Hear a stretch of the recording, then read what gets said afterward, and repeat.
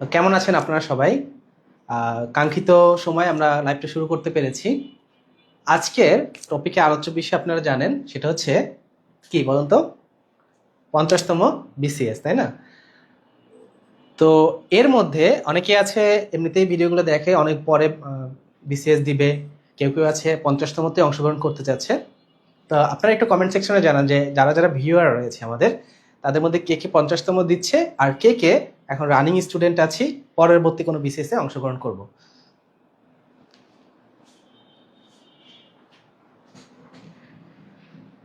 তাহলে কি হবে, আমরা কিন্তু অডিয়েন্স যেদিকে যাবে আমরা সেদিকে যাব, কারণ আপনাদের জন্যই এই ভিডিওটা। যারা যত বেশি আমাদের যে জিজ্ঞাসাগুলো বেশি থাকবে, আমরা কিন্তু সেই টপিকগুলো নিয়েই বেশি বেশি আলোচনা করব, ঠিক আছে? সো এটা আজকে শুধু একটা ক্লাস না, এটা একটা ইন্টারেক্টিভ সেশন। আপনারাও বলবেন, আমরাও বলবো, আপনারাও শিখবেন, হয়তো আমরাও আপনাদের থেকে কিছু শিখবো। এবং সাথে আরেকটা ব্যাপার হচ্ছে যে আমরা 200-র মতো যদি পরীক্ষার্থী এখানে জয়েন করে, সেক্ষেত্রে আমরা ভিউয়ার যদি আসে, সেক্ষেত্রে আমরা পুরোপুরি ক্লাসটা পুরোদমে শুরু করব। তার আগে আপনি একটু আমাকে এটাও বলে নিতে পারেন যে আপনারা কে কোথা থেকে ক্লাসটা করছেন, কারণ আজকে আমি কিছুক্ষণ আগে ছিলাম চট্টগ্রামে। আপনাদের সাথে ক্লাস নেওয়ার জন্য কিন্তু আমি আজকে শুধু চট্টগ্রাম থেকে ঢাকায় এসেছি। ঢাকায় এসেই আপনাদের মানে বাস থেকে নেমে সরাসরি এখানে এসেছি, যাতে আপনাদের এই ক্লাসটা নিতে পারি।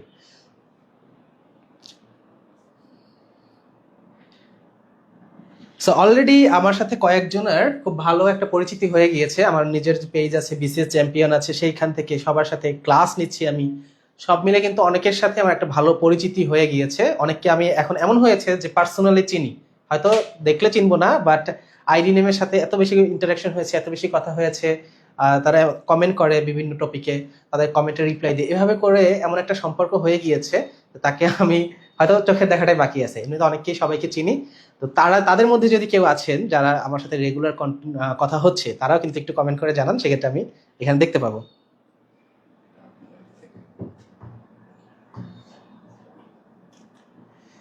স্যার, আনোয়ার রহমান বলছেন খুলনা থেকে, আয়েশা সিদ্দিক বলছেন জামালপুর থেকে, রাজশাহী থেকে রয়েছেন, গাজীপুর, ঢাকা, সব জায়গায় সারা বাংলাদেশ থেকে আমাদের আসলে জয়েন করেছেন। আমি একটু কমেন্ট সেকশনগুলো দেখছিলাম, এজন্য হয়তো আমাকে দেখা যাচ্ছে না।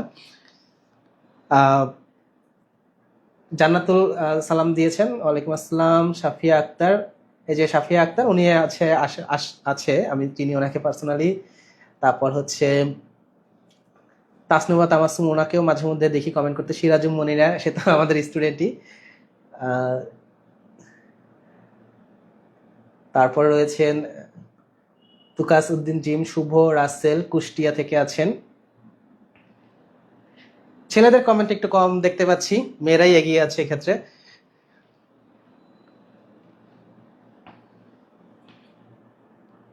জামালপুর থেকে রয়েছে জামিউল ইসলাম।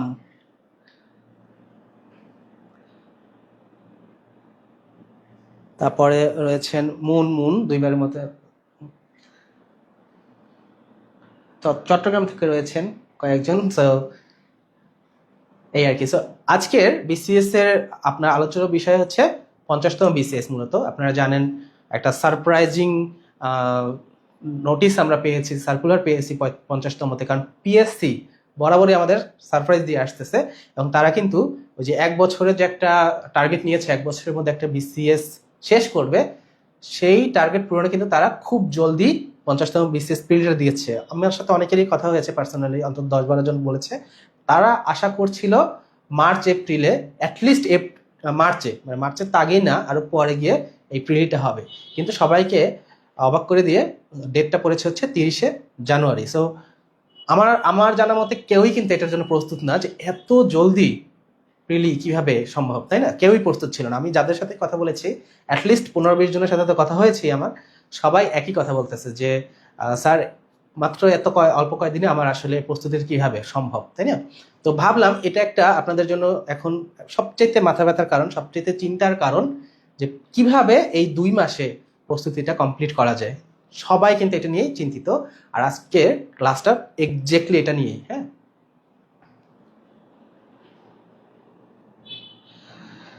তো আপনার কি একই সমস্যা? এটাও কমেন্ট করে জানাতে পারেন যে সবার কি একই সমস্যা কিনা, একই চিন্তা কিনা, কারণ আমি এভাবে চিন্তা করছি, আপনাদের হয়তো ভিন্ন চিন্তাও থাকবে। একটু কমেন্ট সেকশন জানাতে পারেন যে আসলে আপনার 50তম জন্য আপনার কি মনে হয় সময়টা যথেষ্ট কিনা, নাকি আপনার জন্য এটা একটা মাথা ব্যথার কারণ হয়ে দাঁড়িয়েছে।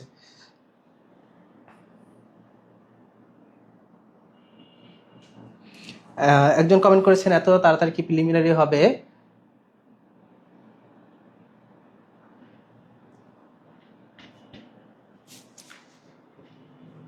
এত তাড়াতাড়ি প্রিলিমিনারি হয় বলতে পিএসসি ইদানিং যা বলতেছে তাই করতেছে, ওরা খুব জেদি হয়ে গিয়েছে। ওদের যা ঘোষণা ওখান থেকে তারা কিন্তু নড়চড় হচ্ছে না। সো আমাদের এটা ধরে নেওয়াই সেফ হবে যে পিএসসি ঘোষণার ডেট অনুযায়ী কিন্তু প্রিলিমিনারি হবে। এটা আমার মনে হয় না একদম বড় কোনো মেজর কোনো কারণ না থাকলে এটা চেঞ্জ হবে। চেঞ্জ হওয়ার সুযোগ খুবই খুবই কম। সো আপনি 100% শিওর ধরে নেন যে 30শে জানুয়ারি কিন্তু পরীক্ষাটা হচ্ছে।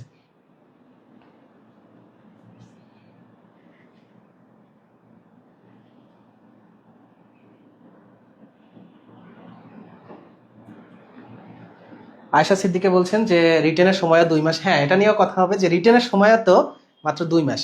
এটা নিয়েও কিন্তু আমাদের বিসিএস চ্যাম্পিয়ন আপনাদের জন্য আরো একটা এরকম সেমিনার অ্যারেঞ্জ করেছে, সেটা নিয়ে কিন্তু বিস্তারিত কথা হবে যে আচ্ছা রিটেন তো পাশ করলাম, তাহলে সরি প্রিলিতে পাশ করলাম, রিটেনে এরপরে কি হবে, এটা নিয়ে কিন্তু আমাদের নেক্সট একটা সেমিনার রয়েছে।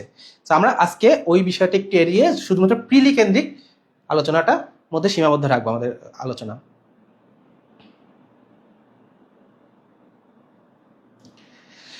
সো আমি একটু মূল আলোচনার শুরুর আগে আমার ব্যাকগ্রাউন্ডটা একটু বলি। সেক্ষেত্রে আপনাদের অনেকেরই হয়তো এই সেম ব্যাকগ্রাউন্ড রয়েছে, কারো কারো হয়তো ভিন্ন রয়েছে, আমার সাথে একটু রিলেট করতে সুবিধা হবে। তো এর আগে আমি বিসিএস যে পাইনি এমন না, পেয়েছিলাম। আমি তখন একটা কর্পোরেট জব করি। কেউ কেউ যদি কর্পোরেট জবে থেকে থাকেন তারা বুঝবেন ব্যাপারটা কিরকম। ওখানে বিসিএস শব্দটা উচ্চারণ করাও মানা, মানে বিসিএস শব্দটা উচ্চারণ করাও পাপ, এরকম একটা ব্যাপার। সো বিসিএস আপনি যে দিচ্ছেন এটা কোথাও বলা যাবে না। আমি অ্যাপ্লাই করেছিলাম, 43-এ অ্যাপ্লাই করেছিলাম, কিন্তু ওখানে আসলে কর্পোরেট কালচার এমন, আপনার বাসায় গিয়ে আপনার বিন্দুমাত্র এনার্জি যাতে না থাকে সেটা কর্পোরেট প্রতিষ্ঠানগুলো কিন্তু সেটা নিশ্চিত করে। সো তারপরে আমি ভাবছিলাম যে ঠিক আছে না পড়ে হলেও দিব কিনা। যেদিন আমার পরীক্ষা 43তম বিসিএস যেদিন পরীক্ষা, তার আগের দিন আমি আমার বসের কাছে গিয়েছি, স্যার একটু আর্লি বের হলে ভালো হয় আমার জন্য। সে বলে তুমি আজকে আর্লি বের হবা, তোমাকে একটু আজকে ভাবছিলাম ওভারটাইম করতে হবে, খুব জরুরি কাজ আসছে, তুমি আজকে একটু থাকো। মানে তারাও জানে যে আগামীকালকে বিসিএস পরীক্ষা এবং এই ছেলেটা বিসিএস দেওয়ার জন্য কিন্তু আর্লি যেতে চাচ্ছে। তো এটা উপর থেকে ইনস্ট্রাকশন থাকে, তো তাকে আটকে রেখে দিতে হবে। তো আমাকে ওই দিন রাত 10টা পর্যন্ত রেখে দিয়েছে, আমাকে ছাড়েনি। তো আমার এত ফ্রাস্ট্রেটেড লেগেছে যে আমি 43তম বিসিএস আর এটা আসলে আমার পক্ষে দেওয়া সম্ভব হয়নি। এরপরে গিয়ে তো আমি তো এভাবে চিন্তা করতেছি যে আমাকে তো ওরা ওরা জানে কখন কোন পরীক্ষা থাকে। সো ওভাবে করে কিন্তু ওরা টেকনিক্যালি আটকিয়ে দেয়, এক একটা প্রার্থীকে অংশগ্রহণ করতে দেয় না সরকারি চাকরিতে। কারণ ওরা তো চায় না যে এত টাকা খরচ করে ওরা নিয়োগ করেছে সেখান থেকে প্রার্থীরা সরকারি চাকরিতে চলে যাক, ওরা এটা কিছুতেই চায় না। তো ওরা কি করে, যেভাবেই হোক ছলে বলে কৌশলে ওরা আটকে দেওয়ার চেষ্টা করে। পরবর্তীতে আমার যখন নেক্সট 44তম বিসিএস এসেছে, আমি জানি 43-এ যা হয়েছে আমার সাথে 44-ও তাই হবে। সো আমি এটা নিয়ে কোনো মাথা ব্যথা ছিল না, আমি ভাগ্য মেনে নিয়েছিলাম যে আমি হয়তো এই কর্পোরেট জবের মধ্যে আটকে যাচ্ছি। হ্যাঁ, পরবর্তীতে কি হয় যে আমার মা সাহস দেয় যে তোমার তো এত টাকা পয়সা এত দরকার নেই, তুমি কেন এই চাকরিতে আসলে পড়ে আছো। সো তুমি দেখো, তোমার চাকরি করতেই হবে এমন কোনো কথা নাই, আমি তোমাকে লাগে চলার খরচ দেবো, তুমি তারপরে চাকরি ছেড়ে হলেও আমার ইচ্ছা তুমি একটা বিসিএস ক্যাডার হও। তো মায়ের এই কথাটা অনুপ্রাণিত করে, কিন্তু সময় হলো মানে সমস্যা হলো তখন সময় ছিল আর মাত্র 2 মাস। হ্যাঁ, 2 মাসেরই একটু বেশি ছিল। তো তখন মায়ের কথাটা আমি অনুপ্রাণিত হই এবং অ্যাকচুয়ালি 3 মাস ছিল। আমি তখনই অ্যাপ্লিকেশন করি যে না আমি আর থাকবো না। তো তারা অনেক রকম চেষ্টা করেছে যে আচ্ছা তোমার বেতন বাড়িয়ে দেয়, এই করি সেই করি, অনেক কিছু বলছে। আমি কোনো কিছুতেই কর্ণপাত করিনি, আমি বলছি না আমি চলেই যাব। তারপরে আমি চলে গিয়েছি। তখন আপনারা এখন যে পরিস্থিতিতে আছেন এক্স্যাক্টলি আমি সেম পরিস্থিতি ছিলাম, যে আমার কাছে সময় মাত্র ছিল 2 মাস। সো এক্স্যাক্টলি এরকম, কিন্তু 2 মাস আমার কাছে সময় ছিল। তো এজন্যই আমার কাছে মনে হয়েছে যে এই লেকচারটা বা এই আলোচনাটা আমার করাটা এই জন্য বেশি উপযুক্ত, কারণ আমি সেম পরিস্থিতির মধ্যে দিয়ে এসেছি। সেখান থেকে যে যে কৌশল অবলম্বন করেছি, হয়তো আমার আমার কিছু কিছু টেকনিক্স রয়েছে যেটা আপনারা শুনলে কিছুটা হলেও উপকৃত হবেন। কারণ আপনি যে চ্যালেঞ্জের মধ্যে দিয়ে যাবেন আমি সেই চ্যালেঞ্জ অলরেডি পার করে এসেছি। তো 2 মাস, এবং এই ক্ষেত্রে আমার একটু পার্থক্য রয়েছে এটা যে আমার কিছু কিছু সাবজেক্টে অলরেডি স্ট্রেংথ ছিল। যেমন হচ্ছে ম্যাথ, আমি সবসময় ম্যাথ টিউশন করিয়েছি, কোচিং নিয়েছি, যার কারণে ম্যাথ নিয়ে আমার কোনো তেমন দুর্বলতা ছিল না। সায়েন্সও পড়িয়েছি, মানে সায়েন্সের যে জায়গাটা এখানে একটু মোটামুটি আমার স্ট্রেংথ ছিল, কিন্তু উইকনেসও ছিল। উইকনেস কি ছিল, আমি খুব বেশি, এটাকে একটা ইংলিশে একটা শব্দ আছে, এটা কিন্তু বিসিএস এ আসে, প্রোকাস্টিনেট। বিসিএস এ এসেছে কোন একটা বিসিএস, খেয়াল নাই ডিটেইলি। প্রোকাস্টিনেট, তো আমার এই সমস্যাটা ছিল। প্রোকাস্টিনেট মানে কি হচ্ছে, একটা কাজ করতে বসে সেটাতে ডিলে করা। তো দেখেন আমার মানে প্রথম দিকে হয়েছে কি, এতদিন পড়ার বাইরে ছিলাম, পড়াশোনার বাইরে, খুব অলস হয়ে গিয়েছিলাম সত্যি বলতে। 10 মিনিট পড়লে, 20 মিনিট পড়লে মনে হতো যে এত কষ্ট হয়ে গেছে, আমি একটু ফোনটা ধরি। একবার যে ফোনটা ধরতাম, যে চিন্তা করছি যে 5 মিনিটের জন্য একটু ফোনটা চালাবো, ধরো কখন যে 1 ঘন্টা পার হয়ে যেত নিজেও টের পেতাম না। তো এই সমস্যা কার কার আছে কমেন্ট সেকশনে বলতে পারেন, যে 10 মিনিট, 15 মিনিট, 20 মিনিট পড়ার পরে ফোনটা একটু ধরি, ধরার পরে 1 ঘন্টা চলে যায়।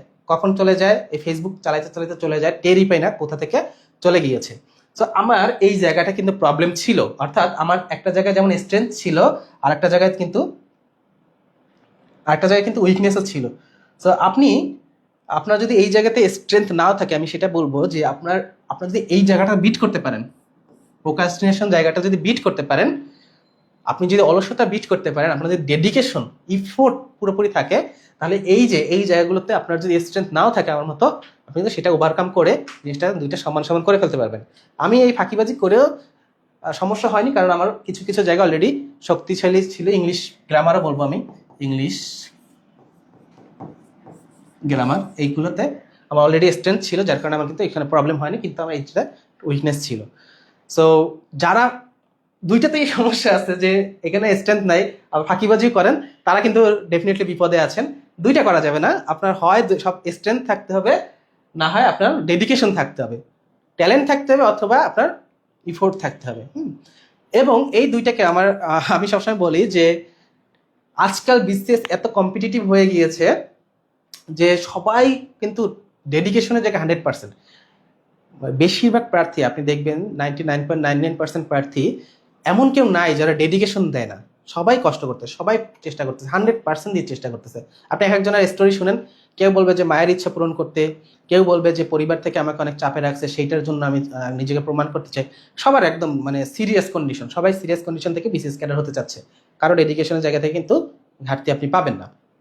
তো তারপরেও সবাই ক্যাডার হচ্ছে না, সবাই পিলি পাস করছে না, কোথায় পার্থক্য আছে, তাই না? সেই একটা জায়গায় পার্থক্য, সেটা হচ্ছে আপনার, আমি বলবো না ডেডিকেশন না, ইফোর্ট না, ট্যালেন্ট না, কোন জায়গায়, সেটা হচ্ছে কৌশল। সঠিক কৌশল, সঠিক স্ট্র্যাটেজির অভাবে কিন্তু একটা ক্যান্ডিডেট সে কি ক্যাডার হবে নাকি প্রিলি ফেল করবে সেটাই নির্ধারণ করে দেয়। সো আমি বলবো আপনার যদি কৌশল ঠিক থাকে, শুনতে অবাক শোনাবে, 2 মাস আপনার লাগবে না। কি বললাম? কৌশল যদি ঠিক থাকে 2 মাস কিন্তু আপনার লাগবে না। সেটা কিভাবে, আমি এখন সেটা নিয়ে আজকে পুরোটা বিস্তারিত আলোচনা করব।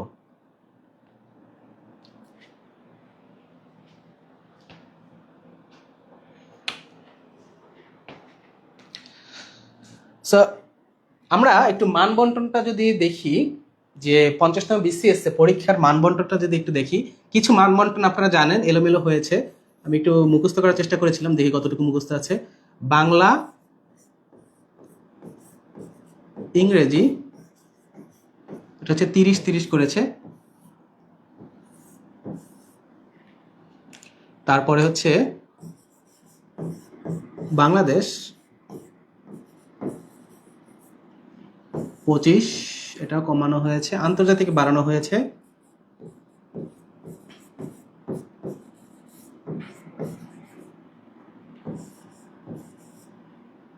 বিজ্ঞান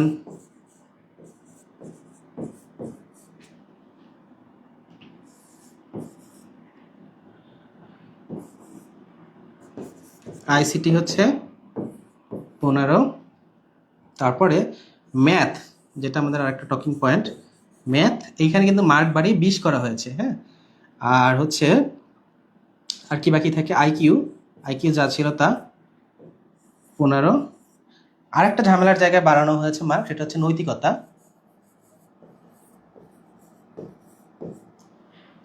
এখানে 15 করা হয়েছে। আমি পাশে একটু আগের মার্কটা যে জায়গাগুলোতে চেঞ্জ হয়েছে, 35 ছিল, ইংলিশেও 35 ছিল, বাংলাদেশে ছিল 30, এই জায়গায় ছিল 20, আর ম্যাথে ছিল 15, আর এইখানে ছিল 10।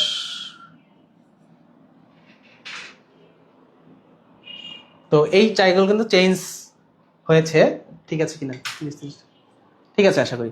তো কিছুটা কিন্তু মানবন্টন কিন্তু এখানে চেঞ্জ হয়েছে। সো সিলেবাস, অনেকের মনে কনফিউশন আছে যে সিলেবাসে চেঞ্জ হয়েছে কিনা। সিলেবাস কিন্তু সার্কুলার অনুযায়ী, সার্কুলার বলেছে যে না, সিলেবাস আগে যেটা ছিল, অর্থাৎ পিএসসির অলরেডি ওয়েবসাইটে উল্লেখ করা আছে সিলেবাসটা কি। তারপর পিএসসির আগে যে সিলেবাসটা ছিল, সিলেবাসটা কোনো চেঞ্জ আসে না, মার্ক ডিস্ট্রিবিউশন একটু চেঞ্জ এসেছে। মাঝখানে একবার শুনেছিলাম যে বিসিএস থেকে গণিতটা বাদ দেওয়ারই চেষ্টা করতেছে, সেখান থেকে তারা আর গণিত কিন্তু মার্ক বাড়িয়ে দিয়ে এলো। হ্যাঁ, এই আর কি। আবার আন্তর্জাতিকে আমি বলবো এটা একটা গুড মুভ যে আন্তর্জাতিক আর বাংলাদেশ সমান সমান নিয়েছে। কারণ আপনি যদি কৌশলী হন, আপনি যদি স্ট্র্যাটেজি ভালো থাকে, আপনি কিন্তু আন্তর্জাতিক পড়াটা আপনার জন্য সহজ হবে। বাংলাদেশ এর চেয়ে বোরিং লাগে, বাংলাদেশ পড়তে অত মজা লাগে না। তো বাংলাদেশ একটু কমিয়েছে, আন্তর্জাতিক একটু বাড়িয়েছে। এটাতে দেখবেন আপনি যদি ভালো জায়গা থেকে শিখেন, ভালো টিচারের থেকে শিখেন, বা ভালো জায়গায় যদি ক্লাস করেন, আপনার জন্য কিন্তু আন্তর্জাতিক আপনার জন্য পড়তেও মজা লাগবে, আপনি এখানে ভালোও করবেন বাংলাদেশের থেকে। হ্যাঁ, ওকে। সো আমরা একটা সাবজেক্ট বাই সাবজেক্ট একটু আলোচনা করি যে আসলে এই ক্ষেত্রে কি কি স্ট্র্যাটেজি ফলো করা যেতে পারে। এই জায়গায় তো যদি কারো কোনো প্রশ্ন থাকে, আপনারা কিন্তু কমেন্ট সেকশনে অ্যাগেইন জানাতে পারেন। সেক্ষেত্রে আমরা বলবো যে আসলে এখানে, ঠিক আছে। ওকে, কয়েকজন কমেন্ট করেছে যে 2 মাস লাগবে না, সিলেবাস বুঝতে 6 মাস লাগবে ইত্যাদিতে। এই কমেন্টের উত্তরটাও আমার কাছে আছে। সেটা হচ্ছে, আপনার দেখবেন অনেকে যে 14 ঘন্টা পরে, 18 ঘন্টা পরে পরে ইটস ওকে। আমরা অনেকে বলে যে 6 মাসের নিচে প্রস্তুতি সম্ভব না। তো আমি যে 2 মাসের মধ্যে প্রস্তুতিটা গুছিয়েছি, এটা সবচেয়ে বেশি ক্রেডিট আমি কোনটাকে দিব, কোন ব্যাপারটাকে আমি সবচেয়ে বেশি ক্রেডিট দেবো, সেটা হচ্ছে একটাই, আমি এখানে লিখি, এটা সবগুলো সাবজেক্টের জন্য প্রযোজ্য।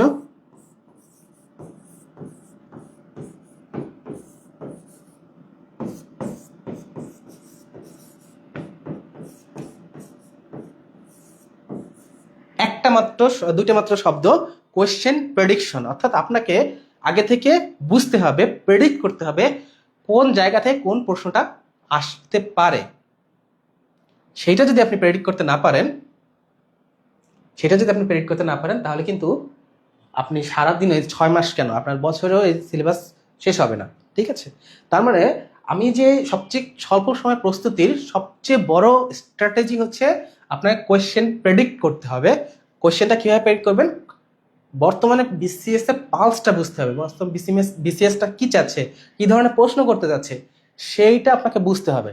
বুঝে সেই অনুযায়ী আপনাকে টপিক সিলেক্ট করতে হবে, কতটুকু পড়বো। আপনি সব পড়তে যাবেন, আর ডেফিনেটলি আপনার সিলেবাস যা আছে, যা টপিক আছে, আপনি যদি সব কিছু পড়তে যান, 6 মাস কেন, বছরেও শেষ হবে না। কিন্তু আপনার হাতে সময় কত, 2 মাস। 2 মাসে অবশ্যই সম্ভব। সেটার জন্য আপনাকে কোয়েশ্চেন প্রেডিকশন গেমটা বুঝতে হবে। আপনি যদি খুব ভালো কোয়েশ্চেন প্রেডিকশন করতে জানেন, মানে একদম সেরাতে সেরা কোয়েশ্চেন প্রেডিক্ট করতে পারেন, আপনি দেখবেন এটা আপনি 15 দিনে বিসিএস প্রিলি শেষ করে ফেলতে পারবেন প্রস্তুতি। ঠিক আছে, প্রথম ক্যান্ডিডেট হয়ে 15 দিনে শেষ করতে পারবেন। সাধারণত যারা প্রথম বিসিএস দেয়, তাদের এই এক্সপিরিয়েন্সটা থাকে না, ওরা বুঝতে পারে না যে কোন জায়গাটা পড়তে হবে, কোন জায়গাটা বাদ দিতে হবে। ফলে ওরা কিন্তু এক্সপিরিয়েন্সড ক্যান্ডিডেট থাকে, এই জায়গাটা থেকে পিছিয়ে যায়। ওরা বুঝে উঠতে পারে না যে আসলে কোন জায়গাটা পড়তে হবে, কোন জায়গাটা পড়তে হবে না। সো এটার জন্য আপনি যদি নিজে নিজে বুঝতে পারেন, ভেরি ওয়েল, এটা সবচেয়ে বেস্ট। আপনি যদি নিজে নিজে ঘরে বসে একা একা পড়ার সময় বুঝতে পারেন। যদি বুঝতে না পারেন যে কোশ্চেনটা আমি কিভাবে সিলেকশন করবো, কিভাবে প্রেডিকশনটা করব, কোন জায়গাটা আসবে সেটা যদি বুঝতে পারছি না, সেই জায়গাটা কিভাবে পড়বো, সেটার জন্য অবশ্যই আপনাকে এক্সপিরিয়েন্স কারো থেকে হেল্প নিতে হবে। এখন সেটা যদি আপনার আশেপাশে ভাই বোন সিনিয়র কেউ থাকে, সেটা তো অবশ্যই ভালো। আর যদি না থাকে, সেক্ষেত্রে আপনার কোয়ালিটি মেন্টরের আন্ডারে হেল্প নিতে হবে। সেক্ষেত্রে কি হবে, তার এক্সপিরিয়েন্স কাজে লাগে, তার এক্সপিরিয়েন্স ধার দিয়ে আপনাকে সিলেকশন করে দিতে পারবে যে ঠিক আছে, তুমি এটা পড়ো, এটা বাদ দাও, এটা পড়ো, এটা বাদ দাও। ঠিক আছে, তো এইটা যদি আপনি না করেন, অফকোর্স আপনার 2 মাসের মধ্যে জীবনও সম্ভব হবে না। আচ্ছা, একজন বলেছে ভূগোল বাদ পড়েছে। হ্যাঁ, ভূগোল বাদ পড়েছে, ভূগোলে আগে যা ছিল সেটাই 15, 10।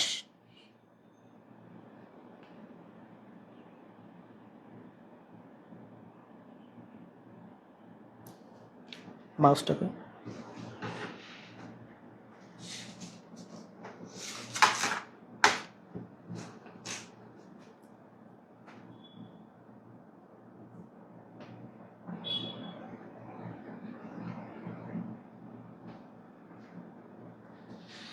ওকে, সো অনেকগুলো কমেন্ট আসতেছে আমাদের যে প্রিলি পাস করলে হবে না, রিটেনে কি করবো, রিটেনও 2 মাস। অ্যাগেন আবার রিপিট করছি, ওই টপিকটা নিয়ে নেক্সট আর একটা সেমিনার থাকবে আমাদের, যে এটাই কিভাবে আমরা ব্যাটেল করবো, যে প্রিলি তো পাস করে গেলাম, রিটেন তো তাড়াতাড়ি 2 মাস, সেক্ষেত্রে আমাদের কি করণীয় সেটা নিয়ে কিন্তু আমাদের আলাদা সেমিনার থাকবে, সেটা আজকের আলোচ্য বিষয় না। আজকের আলোচ্য বিষয় হচ্ছে 2 মাসের মধ্যে আমি কিভাবে প্রিলিটা গুছিয়ে নিয়ে আসতে পারি।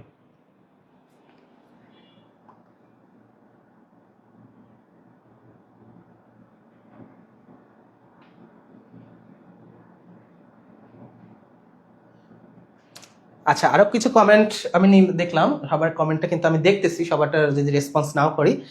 একজন বললো যে বিসিএস প্রস্তুতি প্রিলি প্রাথমিকের পড়াশোনা হবে কিনা। মনে রাখবেন, বিসিএসটা হচ্ছে চাকরির বাজারে একদম স্বর্ণ, যেটাকে বলে গোল্ড স্ট্যান্ডার্ড। তো এইটার যে কোয়েশ্চেন, এইটাকে ফলো করে বাকি সব পরীক্ষাগুলো। তো আপনি শুধুমাত্র বিসিএস এর প্রস্তুতি যদি ভালো মতো নেন, সেক্ষেত্রে কিন্তু আপনি বেশিরভাগ চাকরিতেই আপনি ভালো করতে পারবেন। আর বাকি চাকরিগুলো একটু মনে করেন যে বিসিএস থেকে একটু সামান্য একটু আলাদা, সেটার জন্য আপনি জাস্ট একটু সময় দিলেই ওটা হয়ে যাবে। কিন্তু বিসিএসটা আপনার জন্য একটা গোল্ড স্ট্যান্ডার্ড। বিসিএস কেন্দ্রিক, বিশেষ করে যারা সময় আছে যাদের হাতে, যারা এখন রানিং স্টুডেন্ট বা হয়তো মাত্র চাকরির বাজারে পদার্পণ করেছে, তাদের আমি রিকমেন্ড করবো প্রথমে বিসিএস প্রস্তুতিটা নিন। আপনি বিসিএস হয়ে গেলে তো বেস্ট চাকরিটা পেয়ে গেলেন আলহামদুলিল্লাহ। সেটা যদি আপনার না হয়, সেক্ষেত্রে আপনি পরবর্তীতে চাইলে ওই প্রস্তুতিটাকে কাজে লাগিয়ে অন্য চাকরিতে আপনি চেষ্টা করতে পারেন, সেক্ষেত্রে আপনি সফল হবেন। সো বিসিএস এ আপনাকে আপনার প্রথম চয়েসটা হওয়া উচিত বিসিএস। আপনার প্রথমে তো ভালোটা চাওয়া উচিত, তাই না? প্রথমে যদি আপনি ছোট থেকে শুরু করেন চিন্তা, সেক্ষেত্রে তো আর হবে না। ঠিক আছে,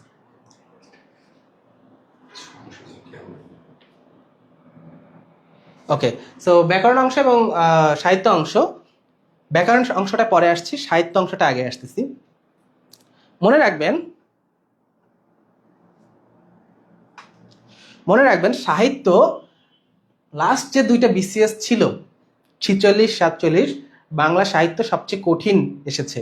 তো আমি এখানে পরামর্শ দিব, যদি 50-এ, আমি না কোয়েশ্চেন আমার হাতে নাই, আমি তো কোয়েশ্চেন পাবো না আশা করি আগে থেকে। সো একই টাইপের যদি প্রশ্ন আসে 50-এও, তাহলে আপনি বাংলা সাহিত্য থেকে খুব বেশি এক্সপেকটেশন রাখবেন না। এখানে আপনার মানে আপনি মনে নেবেন যে এখানে মার্ক খুব বেশি পাবো না। একটা ধামাল মুভি আছে, অনেকেই দেখেছেন কিনা কমেন্ট করে জানাতে পারেন। ওর মধ্যে একটা সিন আছে এরকম, সেটা হাস্যকর হলেও জানাটা জরুরি। যে বলতেছে একটা জঙ্গল দিয়ে 4জন যাচ্ছে, তো একটা বাঘ গর্জন করে উঠছে। তো ওটা শুনে 4জনে একজন কি করছে, জুতা খুলে হাতে নিচ্ছে, বলে যে কি করবি তুই, বলে আমি দৌড়াবো। তো আরেকজন বলতেছে যে তুই কি দৌড়ে বাঘের চেয়েও আগে চলে যাবি? এখন ও বলতেছে যে তোদের কে বললো আমার বাঘের থেকে জোরে দৌড়াতে হবে, আমার তো শুধু তোদের 3জনের থেকে আগে দৌড়াতে হবে, তাইলেই হবে। তো বিসিএসটা কিন্তু এরকম, হ্যাঁ, আপনার ওই 100 বাঘের থেকে আগে দৌড়ে 150, 130, 140 এরকম মার্ক পাওয়ার কোনো দরকার নেই। আপনার শুধু বাকি ক্যান্ডিডেটের থেকে ভালো করতে হবে। এইটা কিন্তু আমরা সহজ, মানে বুঝতে সহজ, শুনতে সহজ, কিন্তু মানতে আমরা চাই না, মানতে সহজ না। আবার রিপিট করছি, যেহেতু এটা একটা প্রতিযোগিতামূলক পরীক্ষা, আপনাকে কি করতে হবে, আপনাকে অবশ্যই বাকি ক্যান্ডিডেট থেকে ভালো করতে হবে। কোয়েশ্চেন সহজ এলো কঠিন হলো এটা নিয়ে কোনো মাথা ব্যথা নেই। আপনার মাথায় থাকবে এটাই, 10,000 যদি প্রিলিতে টিকায়, আমার সেই 10,000-এর মধ্যে থাকতে হবে, বাকিদের থেকে ভালো করতে হবে। তো ব্যাকরণের বাংলা সাহিত্য অংশটা যদি কঠিন আসে, সেক্ষেত্রে সবার জন্যই তো কঠিন আসতে, সেটা আপনার একার জন্য তো না। এমন একটা প্রশ্ন আসলো যেটা কেউ পারবে না, সেটা কি আপনার পারার কোনো দরকার আছে? কোনো দরকার নেই। তো 46, 47 যেহেতু কঠিন আসছে, আপনি সাহিত্য অংশ থেকে আমার সাজেশন থাকবে কিপ ইউর এক্সপেকটেশনস লো।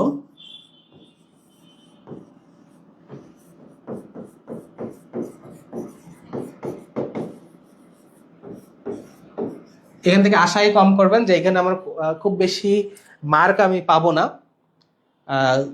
যারা বাংলা অলরেডি ভালো, বাংলা যারা সাহিত্য চর্চা করে, কিংবা কেউ কেউ আছে তাই না, যে একটু বইটই পড়ছে বেশি বা বাংলারই স্টুডেন্ট, তারা ভালো করবে, তাদের তো স্পেশাল কেস। বাট যারা সাধারণ রয়েছে, আমার মতো রয়েছে, আমি 46 প্রিলি দিয়েছিলাম বাই দ্য ওয়ে।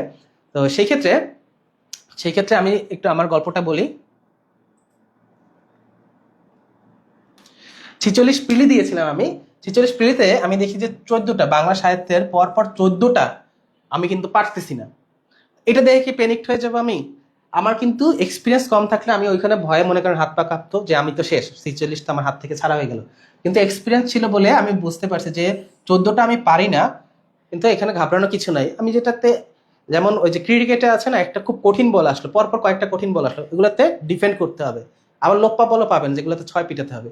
সো আমার এই জায়গাটাতে ডিফেন্ড করতে হবে, আমি ওগুলো স্কিপ করে গেছি, পরপর 14টা আমি একদম ফাঁকা রেখে গেছি। কিন্তু ঠিকই আমি বাকিগুলো কিন্তু দেখি যে না, ঠিকই সহজ আসছে, এবং পরবর্তীতে আমি আমার প্রথমবারই 46 পিলি পাস, মানে প্রথম যে 10 আছে তাতেই আমি টিকেছি। তো এই হচ্ছে ব্যাপার। তো আপনার কিন্তু ওই জায়গাটা বুঝতে হবে যে কঠিন জায়গাটা আমাকে ছেড়ে দিতে হবে, ডাক করতে হবে, এখানে ডিফেন্ড করতে হবে, ওইখানে আমি আনসার করব না যদি কঠিন চলে আসে 50-এও। তো এই আর কি। তো সাহিত্যের 3টা অংশ থাকে, একটা হচ্ছে মধ্যযুগ, প্রাচীন যুগ,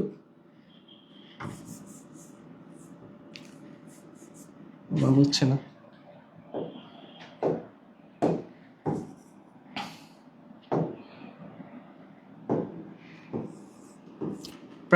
প্রাচীন যুগ, এটা কি দেখা যাচ্ছে না, মনে হয় হালকা হয়ে যাচ্ছে কালার।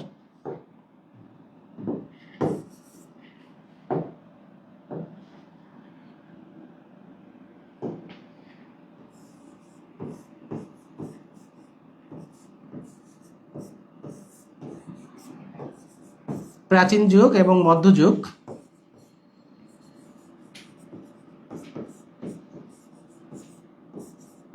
এই দুইটা জায়গা কিন্তু ছোট, এই দুটা খুব বেশি টপিক নাই।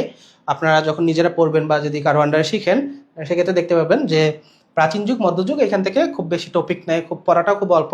এবং আপনি যদি মনে করেন যে একটু অভিজ্ঞতা থাকে, অলরেডি একটু জানাশোনা থাকে, এটা আপনি একদিনে শেষ করতে পারবেন।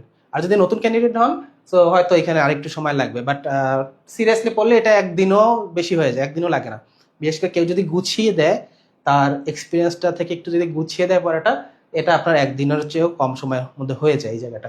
এবং এখান থেকে কোয়েশ্চেন আসবেই, মাস্ট, কারণ এখানে ভাগ করা আছে সিলেবাসে। হ্যাঁ, বাট সমস্যা হচ্ছে এখান থেকে খুব বেশি কোয়েশ্চেন আসে না, বেশি কোয়েশ্চেন আসে হচ্ছে এইখান থেকে।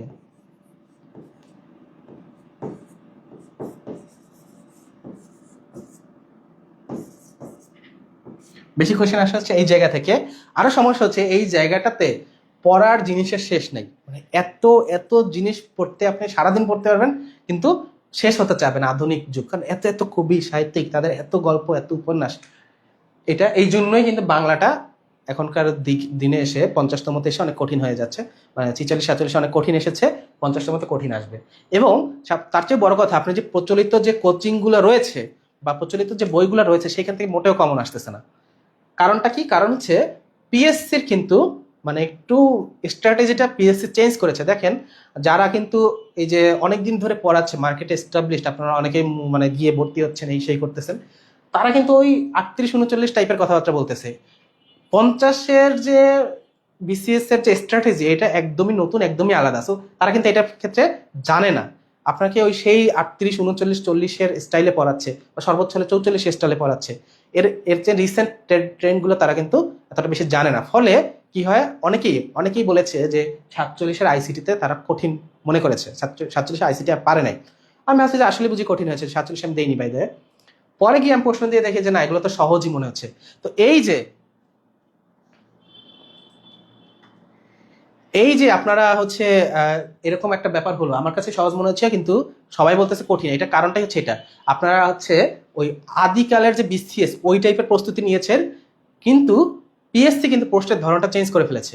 তো আপনাকে এই জিনিসগুলো কিন্তু বুঝতে হবে। তো বর্তমানে পিএসসি কি করেছে, আদিকালের যে টাইপের প্রশ্ন সেগুলো আসে না, এখন কি আসে, বিভিন্ন উপন্যাস, গল্প, এগুলোর ভিতর ভিতর থেকে আসে। এবং সেই জায়গাগুলো থেকে যদি আপনার পারতে হয়, ওই গল্প উপন্যাসগুলো না পড়ে পারাটা খুব ডিফিকাল্ট। তো সহজ কথা, তার মানে আপনার সাহিত্য আপনি পড়বেন ঠিক আছে, কিন্তু এই জায়গা থেকে আপনার মার্ক খুব বেশি পাবেন না, এটা মেনে নিয়ে। যদি মানে 46-47 মতো প্রশ্ন 50-এ হয়, খুব বেশি মার্ক পাবেন না, এটা মেনে নিয়ে আপনি প্রস্তুতি নেন। সেক্ষেত্রে দেখবেন আপনার এখান থেকে প্যানিকড হওয়ার কিছু না। আপনি হয়তো পরীক্ষার হলে গিয়ে আর প্যানিকড হবেন না যে না ঠিক আছে, এখান থেকে আমি তো মার্ক একটু কম পাবো, এটা আমি জানি। এই কারণে কিন্তু 47-এ দেখেন কাট মার্ক কত নিচে ছিল, 50-এ হয়তো ওরকমই থাকবে বা একটু বাড়বে। কিন্তু এই আর কি। ব্যাকরণ অংশের জন্য আপনি নবম দশম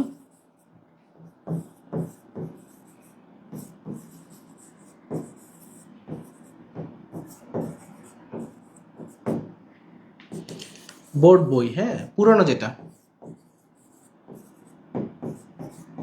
এইটা থেকে আপনি পড়াশোনা করবেন।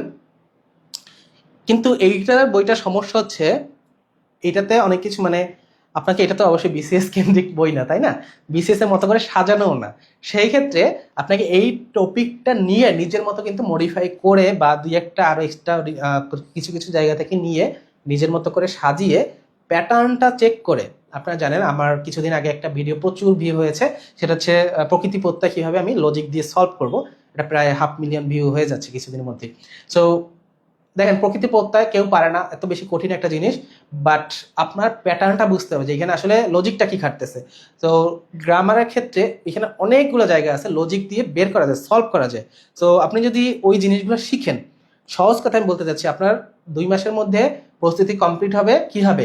একটা হচ্ছে আপনি নিজে হয় এই জিনিসগুলো আইডেন্টিফাই করেন ধরে ধরে যে কিভাবে আমি নিজেকে সিম্পলিফাই করব, অথবা যে পারে এই কাজটা করতে তার থেকে শিখেন। ঠিক আছে, দুইটাই টেকনিক, একটা হচ্ছে নিজে করতে হবে, না হয় আপনাকে আরেকজনের হেল্প নিতে হবে, কিন্তু কিছু না কিছু চেঞ্জ কিন্তু করতে হবে। এত কাল যে ধরনের প্রস্তুতি আপনারা নিচ্ছিলেন, যেভাবে শিখছিলেন, যেভাবে পড়াশোনা করছিলেন, সেইভাবে করতে যান, আপনার কিন্তু 50তম বিসিএস প্রিলিতে আপনি সময় পাবেন না, এটা আমি লিখে দিতে পারি। আর আপনি নিজেও বুঝতেছেন যে 2 মাসে কিভাবে সম্ভব। 2 মাসে তখনই সম্ভব যখন আপনি একটা নতুন ধরনের প্রস্তুতিটা নেবেন, নতুন ধরনের চিন্তা করবেন। ওকে, আমরা একটু কিছু কোয়েশ্চেন দেখি।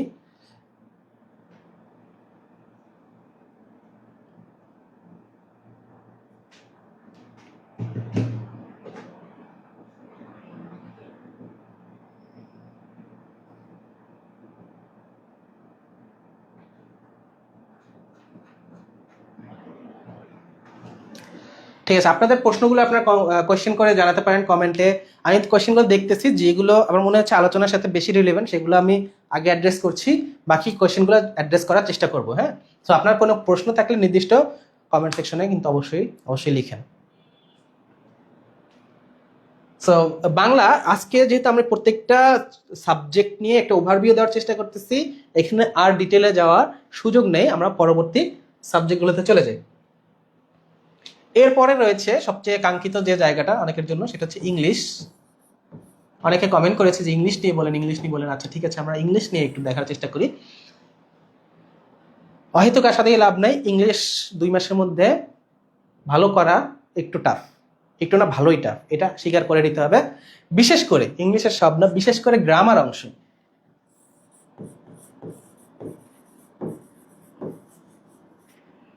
গ্রামার অংশে ভালো করা, হুট করে ভালো করা কিন্তু ডিফিকাল্ট। এটা আপনার অলরেডি যে লেভেল রয়েছে গ্রামারের ক্ষেত্রে, সেখান থেকে একটু বেটার করা, কিন্তু সেই জায়গাটাতে চেঞ্জ করা, রাতারাতি চেঞ্জ করা, এটা অনেকটাই ডিফিকাল্ট। তারপরেও কিছু টেকনিক ফলো করলে আপনি উপকৃত হবেন। হয়তো সেখান থেকে এখন যে লেভেল আছে সেখান থেকে একটু বাড়বে, কিন্তু এমন না যে একদম আকাশ পাতাল কোনো পার্থক্য আপনি এই অল্প সময়ের মধ্যে আশা করতে পারেন। সো এখানে রয়েছে, কিন্তু তার একদম ভিন্ন কথা হচ্ছে লিটারেচার, উল্টা চিত্র। ইংলিশ লিটারেচার বা সাহিত্যে এই জায়গাটাতে কিন্তু স্ট্র্যাটেজির শেষ নাই, এখানে টেকনিকের শেষ নাই। টেকনিক যদি ফলো না করেন, আমি লিখে দিতে পারি শুধু ইংলিশ লিটারেচারে আপনি 2 মাস ধরে পড়বেন, তাও শেষ করতে পারবেন না। কিন্তু এটা যদি টেকনিক ফলো করেন, এর আগেও আমরা এরকম একটা live class, free live class সেমিনারে আমরা কিন্তু আলোচনা করেছি ইংলিশ লিটারেচার কিভাবে কিভাবে আপনি খুব অল্প প্রস্তুতিতে, খুব অল্প পড়ায় খুব ভালো একটা মার্ক ক্যারি করতে পারেন। হ্যাঁ, সো এর আগে বিসিএস লিটারেচারে মার্ক ছিল 15, এখন হয়তো এটা মার্ক ব্রেকডাউনটা দেয়নি, লিটারেচারে কত আর ইংলিশ গ্রামারে কত। আমার ধারণা হচ্ছে ওরা এটা অস্পষ্ট রাখতে চায়, আগের মতো ভাগ করে রাখতে চায় না, মানে দুইটা মিলে যে মার্ক ছিল সেটা আসবে 30, কিন্তু কোনটাতে কত সেটা সারা আলাদা করে বলতে চাচ্ছে না, আমার কাছে যেটা মনে হচ্ছে। তো লিটারেচারে এর আগে আমি দেখিয়েছি যে 15 যে ছিল, এখন ধরে নেই 15 হয়তো এরকম ভাগ হয়েছে।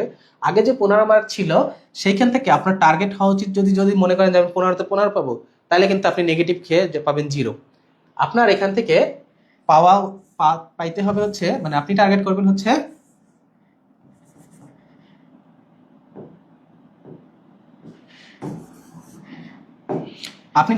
এখান থেকে আমি পাবো 8, ভাগ্য ভালো থাকলে 10। কারণ দেখেন, আপনার যদি 200তে পরীক্ষা, হ্যাঁ 200তে পরীক্ষা, আপনি যদি সবচেয়ে বেশি কাট মার্ক যখন উঠেছে সেই হিসাবেও ধরেন, আপনার হচ্ছে পেতে হবে হচ্ছে 120, তার মানে এটার দ্বারা হচ্ছে 60%। 60%, হ্যাঁ। তো এখানে আপনার চিন্তাটা থাকবে এরকম, আমি যে জায়গাগুলোতে স্ট্রং, ধরেন আপনি যে ম্যাথে স্ট্রং বা সায়েন্সে স্ট্রং, সেক্ষেত্রে আপনি ওই জায়গাগুলোতে 90% মার্ক ক্যারি করবেন। কারণ স্বাভাবিক, ম্যাথে যে ভালো সে 15-15ই পায়, বা এখন 20 হয়তো 20ই পাবে। যারা একটু কম ভালো তারা হয়তো 1-2 মার্ক লুজ করবে, যারা একদম অ্যাভারেজ তারা এখান থেকে কম পাবে। বাট যারা একদম ভালো তারা কিন্তু এখান থেকে 90+ মার্ক এখান থেকে ক্যারি করে, বিশেষ করে কিসে, ম্যাথে, সায়েন্সে, আইকিউতে, এই জায়গাগুলোতে 90% মার্ক ক্যারি করে। তো ওখানে যদি আপনি 90% পান, বাকি যে জায়গাগুলোতে আপনি উইক সেই জায়গাগুলোতে কিন্তু আপনার মোটামুটি 50% মার্ক পেলেই হয়ে যায়, কাভার হয়ে যাবে। হ্যাঁ, আবার যারা হচ্ছে ম্যাথ উইক তারা আবার এইগুলোতে স্ট্রং হয় সাধারণত, হয় বাংলা, না হয় ইংলিশ, না হয় জিকে, এগুলোতে স্ট্রং হয়। এগুলোতে আপনি তখন কি করবেন, আপনি 65-70% মার্ক ক্যারি করবেন। ওখানে তখন আপনি কম পেলেও ওটা ঘুরে ফিরে আপনাকে 60% মার্ক পেলেই হচ্ছে, তাই না? এই ক্ষেত্রে 15-র মধ্যে 8 মানে কি, 8 মানে কিন্তু প্রায় নিয়ারলি 60% মার্কই পাচ্ছেন। তো আপনার লিটারেচারে এখানে আপনার হিরো হওয়া যাবে না, এখানে আপনি এই 15-তে 13-14 পাবো এই ধরনের চিন্তা করা যাবে না। এক্ষেত্রে আপনাকে খুব সেফ প্লে করতে হবে। 8 পান বা খুব বেশি হলে 10 পান, এর বেশি পাবেন না। এবং এই 8 বা 10 যদি আপনি টার্গেট করেন, দেখবেন যে আপনার প্রস্তুতিটা অনেক অল্পতে, অনেক কম পড়ে, মানে আমি বলবো যে নর্মালি 15-তে 15 টার্গেট করে যে পড়তেন তার অনলি 20% যদি পড়েন, 20% পড়েই আপনি এই মার্কটা ক্যারি করতে পারবেন। হ্যাঁ, এরকম কিন্তু একটা রুলও আছে, 80-20 রুল, এটা নিয়ে অনেক ফেমাস। অর্থাৎ আপনার 80% মার্ক আসবে 20% পড়া থেকে। আপনি যা যা পড়তেছেন সেটা 80% মার্ক পাবেন, 80% মার্ক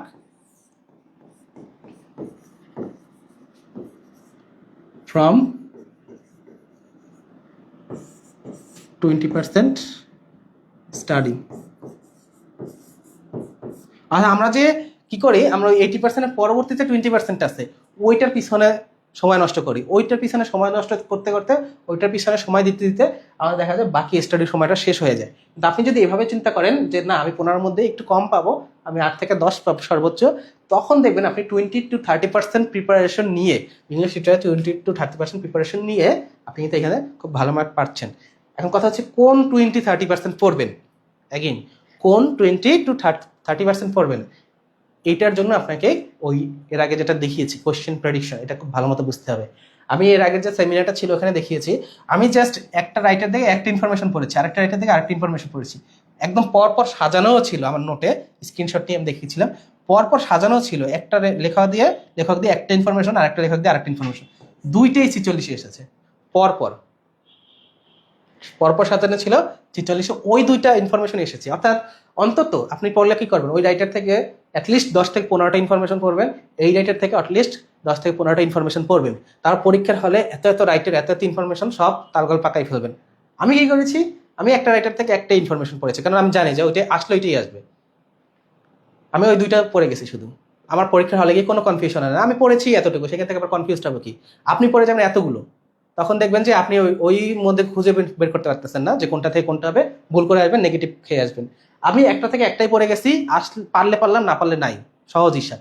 কারণ আমার টার্গেট হচ্ছে 8, তো আমি ওইখান থেকে একটা থেকে একটাই পড়ে গেছি এবং সেইটাই এসেছে। কারণ আমি কখনো ইংলিশ লিটারেচারে কি থাকে এটা আগে একটা অক্ষর জানতাম না, সেখান থেকে আমি প্রত্যেকটা বিসিএস, আমি 3টা বিসিএস অংশগ্রহণ করেছি, প্রত্যেকটা বিসিএসে 8 থেকে 10 আমি মার্ক এখানে পেয়েছি সবসময়। ওকে, সো লিটারেচার নিয়ে আশা করি এখানে অনেকের অনেক প্রশ্ন থাকে, এটার থেকে ডিপে বলার আসলে আর সুযোগ নেই যে কোন জায়গাগুলো পড়বো, কিভাবে পড়বো, সেটা নিয়ে তো আমাদের বিস্তারিত আমরা কিন্তু কোর্স করাচ্ছি, বিসিএস চ্যাম্পিয়ন থেকে আমাদের কোর্স রানিং আছে, সেটা নিয়ে আপনারা পেজে যে ম্যানেজার আছে তার সাথে যোগাযোগ করতে পারেন। আর এছাড়া তো বিস্তারিত আসলে আর বলার এই মতো সুযোগ নেই, তাহলে বাকিগুলো পড়ার সময় হবে না, বলার সময় হবে না।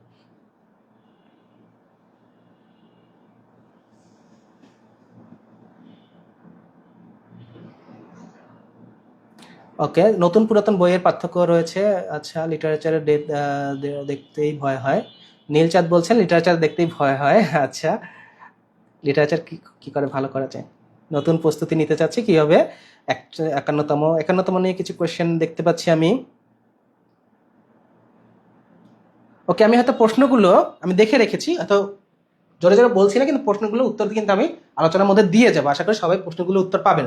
আপনারা বেশি বেশি করে প্রশ্ন দিয়ে রাখুন, সেক্ষেত্রে আপনাদের চাহিদা অনুসারে আলোচনাটা আমি চালিয়ে যেতে পারবো।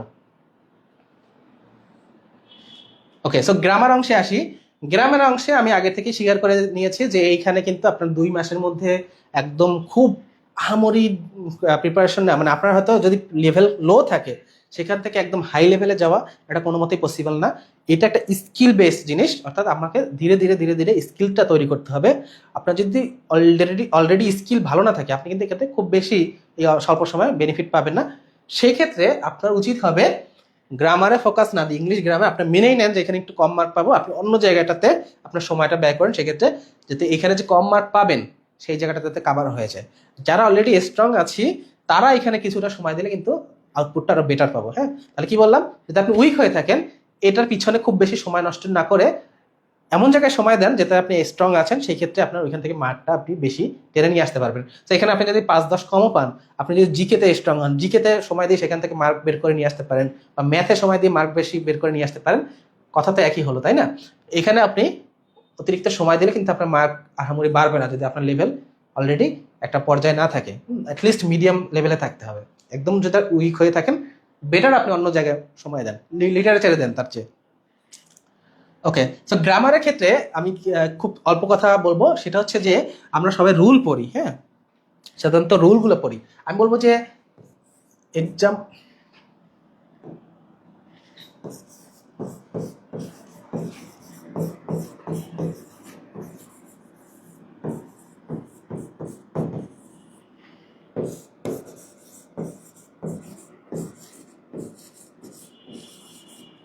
এক্সাম্পলস আর বেটার দেন রুলস। অর্থাৎ আপনি যদি রুলস পড়েন যে গ্রামারের মধ্যে এই রুল হলে এইটা হয়, ওই রুল হলে এইটা হয়, এইটা যোগ এইটা যোগ এইটা মানে ওইটা ওইটা ওইটা, এটা আপনি মনে করেন যে রুল সারাদিন রুল পড়তে থাকবেন, মাথার মধ্যে গিজ গিজ গিজ গিজ করতে থাকবে, কিন্তু আপনি ইংলিশটা কিন্তু শিখতে পারবেন না। আপনাকে ইংলিশ হতে হবে ফ্লুয়েন্ট। শুধু তো প্রিলি পাস করলে হবে না, আপনাকে লিখিত তো ইংলিশে লিখতে হবে। এই জন্য কি করবেন, আপনি বেশি বেশি এক্সাম্পলস দেখবেন, বেশি বেশি ইংলিশে, যাদের হাতে সময় আছে ইংলিশে আমি সবসময় রিকমেন্ড করি বিভিন্ন বই পড়বেন ইংলিশে। সেক্ষেত্রে আপনার জন্য ইংলিশটা কিন্তু খুব ন্যাচারালি একটা ফ্লো করবে। যেমন একটা একটা এক্সাম্পলস দেই, এরকম একটা থাকে নাইদার নাইদার নরের কিছু রুলস থাকে, নাইদার দা ওয়ার্কার্স, একটা উদাহরণ দিই, নর দা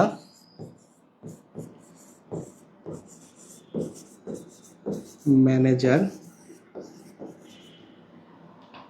তারপরে ধরেন এইখানে কি ভার্ব বসবে, তাই না, কোনটা অনুযায়ী ভার্ব বসবে, কোন সাবজেক্ট অনুযায়ী, এই ধরনের কোয়েশ্চেন টোয়েশ্চেন থাকে। যদি এখন আর এই ধরনের কোয়েশ্চেনও দেয় না, একটু অন্যরকম টাইপের দেয়।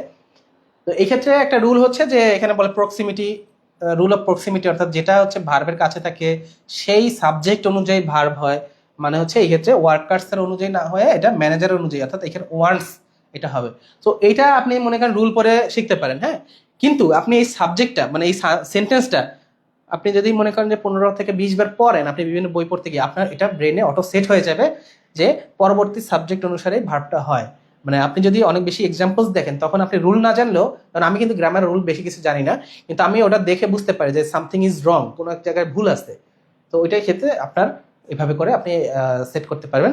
আর দ্বিতীয় কথা হচ্ছে ইদানিং যে গ্রামারের যে কোয়েশ্চেনগুলো আসে সেগুলো কিন্তু এমন এমন জায়গা থেকে আসে যেটা আপনি ওই যে গ্রামার বই পড়ে খুব একটা লাভ হবে না। যেমন আসে যে এই পার্টস অফ স্পিচ আইডেন্টিফিকেশন, এটা খুবই কঠিন, অনেকেরই প্রবলেম হয়, আমারও কিছুটা প্রবলেম হয় কোনটা কোন পার্টস অফ স্পিচ, এই ধরনের। এবং সেটা আসে কি, যেটা সহজে ধরা যায় না, এই ধরনের কোয়েশ্চেন থেকে আসে। হ্যাঁ, মানে নিচের ক্লজটা, নিচের ফ্রেজটা কোন ধরনের পার্টস অফ স্পিচ, এটা সহজে ধরা যায় না, এবং এটা ধরার জন্য কোনো নির্দিষ্ট কোনো ইউনিভার্সাল রুল আমার জানা মতে নেই। সো আপনি যদি ইংলিশে দক্ষ না হন, সেক্ষেত্রে কিন্তু ওই জাতীয় কোয়েশ্চেনগুলো সলভ করতে পারবেন না। ভোকাবুলারির জন্য অ্যাগেইন আপনি যদি বেশি বেশি পড়াশোনা করেন ইংলিশে, সেক্ষেত্রে আপনার ভোকাবুলারি এমনিতেই স্ট্রং হতে থাকবে, মুখস্থ করে কতদিন আর পড়বেন, তাই না? সো গ্রামারের ক্ষেত্রে তাহলে সামারি কি দাঁড়ালো, আপনার যদি অলরেডি স্ট্রেংথ থাকে সেক্ষেত্রে আপনি সেটাই কাজে লাগান, যদি মিডিয়াম লেভেলে থাকেন সেক্ষেত্রেও কাজে লাগান, একদম উইক হলে সময়টা বরং আপনি অন্য জায়গায় দেন, সেটা থেকে আপনার বেটার আউটপুট আসবে।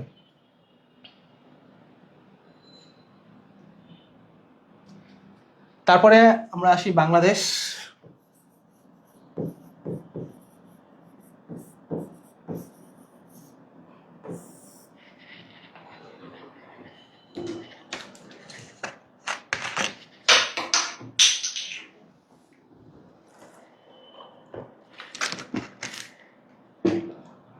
আমরা একটু কমেন্ট সেকশনটা আবার একটু দেখি।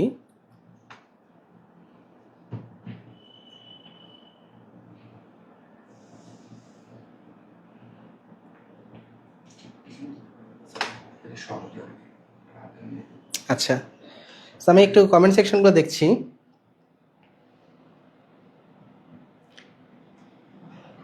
ফজলে রাব্বি ভাইয়া বলছেন অসাধারণ ক্লাস, থ্যাংক ইউ। তানজিলা আখি বলছেন আপনারা কি ফ্রি ক্লাস করাবেন নাকি কোর্সে ভর্তি হতে হবে? আমরা তো কিছু গাইডলাইনমূলক ক্লাস ফ্রি দেয়, সব যদি ফ্রি দেয় তাহলে আমাদের তো চলতে হবে, তাই না? আমরা কিছু ক্লাস হচ্ছে আমাদের পেইড ক্লাস আছে, যেখানে আমরা প্রত্যেকটা টপিক ধরে ধরে কিন্তু বিস্তারিত পড়াই। আচ্ছা,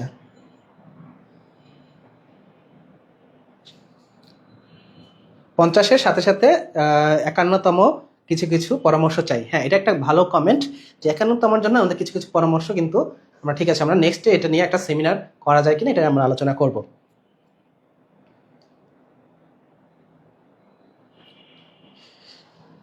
আচ্ছা, আয়েশা সিদ্দিকে বলছেন যে English লিটারেচারে English গ্রামারে written preparation, are written preparation এটা নিয়ে আমাদের নেক্সট ক্লাসে অবশ্যই আমরা এটা কিন্তু নোট ডাউন করে রাখছি। আপনাদের কমেন্টগুলো আমাদের কাছে খুবই খুবই মূল্যবান, আমরা কিন্তু এগুলো প্রয়োজনে লিখে রাখতেছি খাতায়, যে কে কি কমেন্ট করছেন আমরা সেই ভিত্তিতে কিন্তু আলোচনা করার চেষ্টা করছি। ঠিক আছে। আচ্ছা, তো এই ক্ষেত্রে অনেকেই কমেন্ট করছেন যে প্রশ্নটা ইদানিং কিভাবে চেঞ্জ হচ্ছে, সেটা কি করব। এটা নিয়ে একটু সংক্ষেপে যদি আলোচনা করি, পিএসসি কি করতেছে, ওরা কিন্তু প্রতি মুহূর্ত প্রশ্নটা তাদের মতো করে ফাইন টিউন করতেছে। আপনি সারাদিন পিএসসি কে গালি দিতে পারেন, সিস্টেমের দোষ দিতে পারেন, ভাই এটা করে কোনো কোনো লাভ নাই। হ্যাঁ, এখন আপনারা যদি মনে করেন যে যে গ্রাউন্ড দিচ্ছে, যে পিচ দিচ্ছে, সেই অনুযায়ী কিন্তু প্লেয়ারের খেলতে হবে। ব্যাটিং পিসে ছক্কা পিটাতে হবে, বোলিং পিসে আস্তে আস্তে করে রান করতে হবে। তো আপনাকে যে কন্ডিশন দিচ্ছে সেটার মধ্যে দিয়ে আপনি কিভাবে ভালো করতে পারেন সেই অনুযায়ী কিন্তু আপনাকে এগিয়ে যেতে হবে। সব সিস্টেমকে গালি দিয়ে আপনার নিজের পরীক্ষায় খারাপ হবে, আর কোনো লাভ নেই। সো এখন দেখি যে পিএসসি আসলে করতে চাচ্ছে কি, পিএসসির আসলে চিন্তাটা কি। পিএসসির চিন্তাটা হচ্ছে আপনাকে বিশ্লেষণ ধর্মী বিশ্লেষণ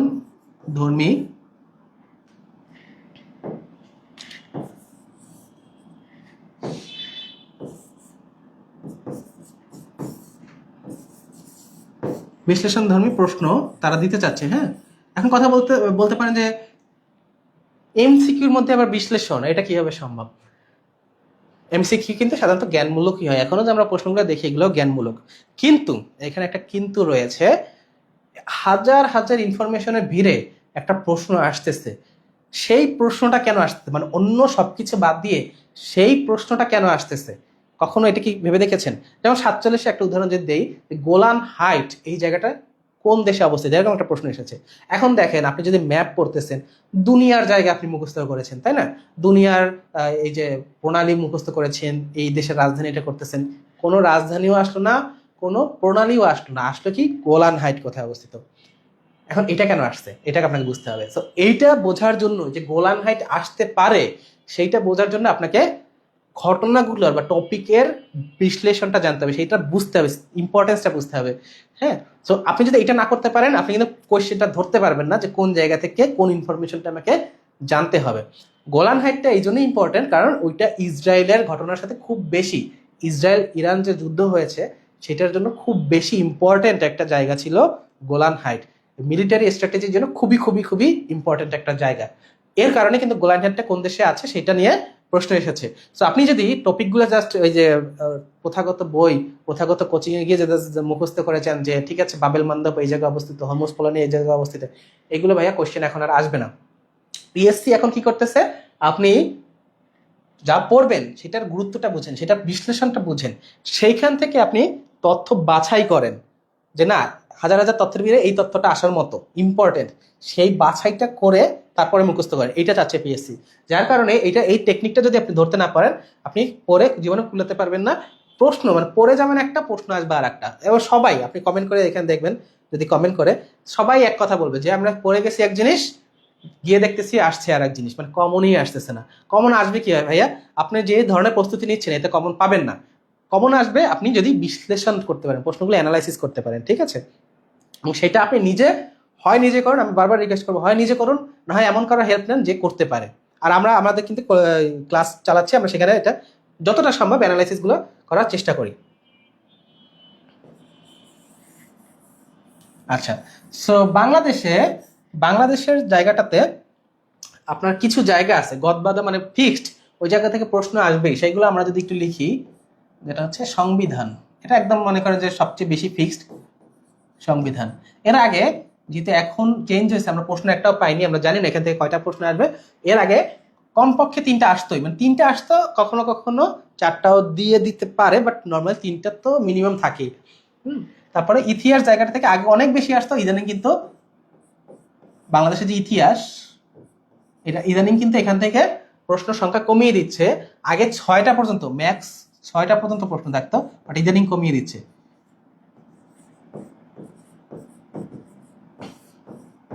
এবং আপনারা জানেন এই জায়গাটাতে এখন কিন্তু অনেক বেশি স্ট্র্যাটেজিক হতে হবে, অনেক বেশি কৌশলী হতে হবে, কোন জায়গাটা পড়বো আর কোন জায়গাটা বাদ দিব না, বা পড়বো না আর কি।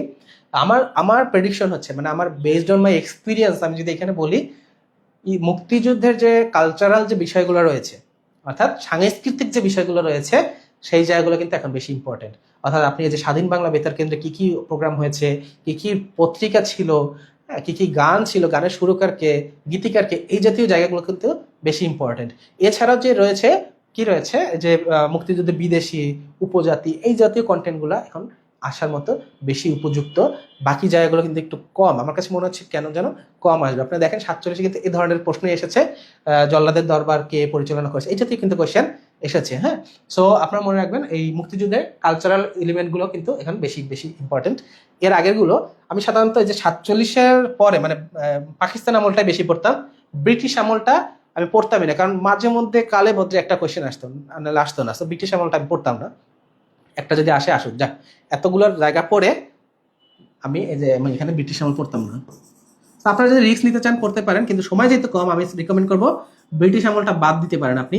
আবার এর আগে যেগুলো আছে একদম প্রাচীন আমলে, ওখান থেকে একটা কোয়েশ্চেন সাধারণত থাকে, ওটা বেশি কন্টেন্ট কম, তো ওখান থেকে আপনি আবার পড়ে ফেলতে পারেন, একটা বা সর্বোচ্চ 2টা আসে। সো ব্রিটিশ আমলটা আপনি চাইলে এখান থেকে বাদ দিতে পারেন, যেহেতু সময় কম। আপনি দেখেন কত জায়গাটা আমি এক কথায় বলে দিয়ে বাদ দিয়ে দিলাম। সংবিধান, এগেন সংবিধান যে সব পড়বেন তা না, এটা কিন্তু কিছু কিছু অনুচ্ছেদই ঘুরে ফিরে আলোচিত হয়, কিছু কিছু অনুচ্ছেদই বর্তমানেও আলোচনার বিষয়। সো ওই জায়গাটাতে আমরা বুঝতে হবে যে কোন অনুচ্ছেদটা পড়বো, কোন অনুচ্ছেদটা পড়বো না। তারপরে রয়েছে দেখেন সম্পদ, এখান থেকে মাস্ট প্রশ্ন আসবে, এবং এই জায়গাগুলো কিন্তু প্রেডিক্টেবল, সম্পদের জায়গাগুলো কিন্তু প্রেডিক্টেবল। সো এখান থেকে প্রেডিক্ট করা যায় খুব সুন্দর করে, কি পড়বো কি পড়বো না, প্রেডিক্টেবল প্রশ্ন আসে প্রত্যেকবার। সো এটা আপনি একটু সময় দিলে এটা কিন্তু ভালো মার্ক পাবেন। তারপর রয়েছে শিল্প, এটা থেকেও আসে, সম্পদ শিল্প একসাথেই বলা যায়। তারপর রয়েছে খেলাধুলা, এখন এইটা দুইজন ক্যান্ডিডেটের জন্য 2 ধরনের গল্প হয়। অনেকে খেলাধুলা খুব পছন্দ করে, খুব কাছে থেকে ফলো করে, সে অলরেডি জানে, তার জন্য এটা কোনো ব্যাপারই না। আবার অনেকে আছে, বিশেষ করে মেয়েরা আছে, খেলাধুলা অতটা বেশি মানে অ্যাক্টিভলি ফলো করে না, আমিও বেশি একটা ফলো করতাম না। আমার জন্য এটা কিন্তু প্যারা, এক যাতে কোয়েশ্চেন আসছে যে অমুক সিরিজে বা অমুক চ্যাম্পিয়নশিপে কে সবচেয়ে বেশি রান করেছে, কে ম্যান অফ দ্য ম্যাচ হয়েছে, অমুক খেলা কোথায় অনুষ্ঠিত হয়েছে, এই জাতীয় প্রশ্ন আসে, মাস্ট এখান থেকে আসবেই প্রশ্ন, ঠিক আছে। সো এটা কিন্তু একটু প্যারা, বাংলাদেশে না আসলেও আন্তর্জাতিকে আসবে, মানে কোনো না কোনো জায়গায় আসবেই। তো খেলাধুলা এটা জায়গাটা কিন্তু খুব বেশি কিছু না, এই জায়গাটা আপনি করে ফেলবেন। এবং যেটা বিশেষ করে রিসেন্ট যেটা, সেটা থেকেই কিছু কোশ্চেন আসে। হ্যাঁ,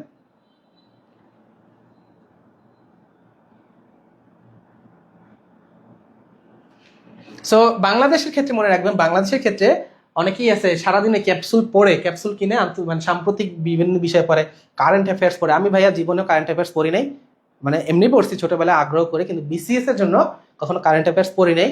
কারণ কারেন্ট অ্যাফেয়ার্স এর যে রিসেন্ট টপিক, মানে আলোচিত বিষয়, বাংলাদেশের জন্য কিন্তু এটা খুব বেশি ইম্পর্টেন্ট না। বাংলাদেশের জন্য এই রিসেন্ট বিষয়গুলো আসলে ওইভাবে আসলে ঘুরে ফিরে, যেমন আমি হচ্ছে 46-এ সংশোধনের যে কমিটিগুলো রয়েছে, বিভিন্ন জায়গায় সংস্কার কমিটি, সেগুলো থেকে প্রচুর সময় ব্যয় করে পড়েছি, কিন্তু হতাশ হলাম যে একটা প্রশ্ন আসে নাই সংস্কার কমিটি থেকে।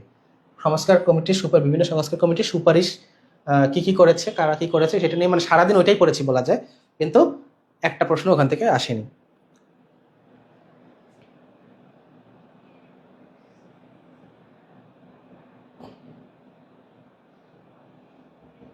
আচ্ছা, আরেকটা ব্যাপার বাংলাদেশ বিষয়াবলীর ক্ষেত্রে, সেটা হচ্ছে আপনারা যে বাংলাদেশ বর্তমানে নতুন বেরো হয়েছে, সেটা কি অর্থনৈতিক সমীক্ষা।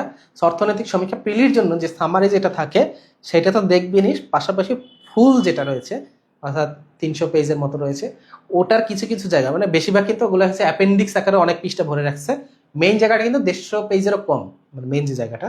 তো সেইখান থেকে বেছে বেছে ইম্পর্টেন্ট জায়গাগুলো একটু চোখ বুলে যান। আমি বলছি না মুখস্থ করবেন, বাট একটু চোখ বুলেই যান, বিশেষ করে যেগুলো চার্ট রয়েছে, যেগুলো ছবি রয়েছে, ওইগুলো একটু চোখ বুলেই যাবেন। ওই ভিতর ভিতর থেকে কিন্তু কিছু প্রশ্ন আসে, যেটা আপনার মনে করেন যে মুখস্থ করতে হবে না। যেমন কিছু প্রশ্ন এসেছে যে বাংলাদেশে কোন দেশে সবচেয়ে বেশি প্রবাসী রয়েছে, তো ওইটা কিন্তু ওই যে অর্থনৈতিক সমীক্ষায় চার্ট দিয়ে খুব সুন্দর করে লেখা আছে সৌদি আরবে বেশি প্রবাসী রয়েছে। তো এই যে প্রশ্নটা এসেছে, এটা কিন্তু আপনার বইতে সাধারণত খুব একটা থাকে না, গাইড বইগুলোতে। অর্থনৈতিক সমীক্ষা কি করবে, ওটাতে এত সুন্দর করে গ্রাফ দিয়ে দেখানো আছে, আপনি একবার চোখ বুলাইলে কিন্তু ওটা মনে থাকতোই। তো এই জিনিসগুলো কিন্তু খেয়াল রাখতে হবে। হ্যাঁ,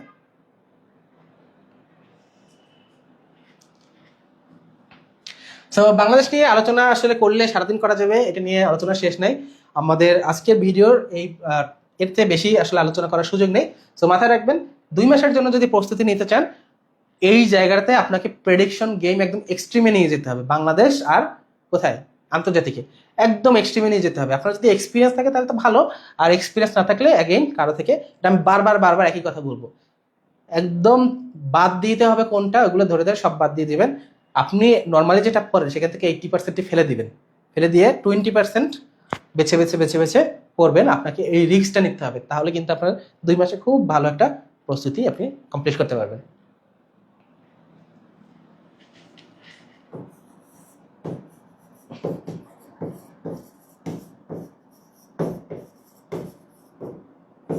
আন্তর্জাতিক বাংলাদেশ একটা কি বলবো, এটা হচ্ছে ক্লাসিক, মানে ওটা একদম ট্রাইড অ্যান্ড টেস্টেড একটা জায়গা। ওই ঘুরে ফিরে একই রকম টাইপের প্রশ্ন আসে, ওটা সলিড একটা জিনিস, ওটা খুব বেশি চেঞ্জ হয় না। বাংলাদেশ যতটাই সলিড, আন্তর্জাতিক ততটাই ডাইনামিক। ঠিক আছে, ওইটার কোনো নির্দিষ্ট কোনো ফরম্যাট নেই, নির্দিষ্ট কিচ্ছু নেই। আপনি সিলেবাস দেখলে ধরা খাবেন, এখানে সিলেবাস মেনটেন করে কিচ্ছু আসে না। বিসিএস এর সিলেবাসটাতে সবচেয়ে বেশি মিসলিডিং। আপনি যদি সিলেবাস দেখে পড়তে যান, আপনি বিপদে পড়বেন। সিলেবাস কখনো দেখবেন না ভাইয়া, আপনি প্রশ্নগুলো আগের প্রশ্নগুলো দেখে প্রশ্নের পাঁচটা বোঝার চেষ্টা করবেন যে ওরা কি চিন্তা করতেছে, কি জাতীয় প্রশ্ন নিয়ে ওরা করতে পারবে। এবং সবচেয়ে ভালো হয় আপনি যদি নিজে না বুঝতে পারেন, আপনি আগে এরকম এক্সপিরিয়েন্স কারো হেল্প নেবেন। সেক্ষেত্রে কিন্তু আপনি, আমি জীবনে সিলেবাস দেখি না, আমি এক্স্যাক্টলি জানিও না সিলেবাসে কি আছে। সিলেবাস দেখতে গেলে আপনি ধরা খাবেন, সহজ কথা।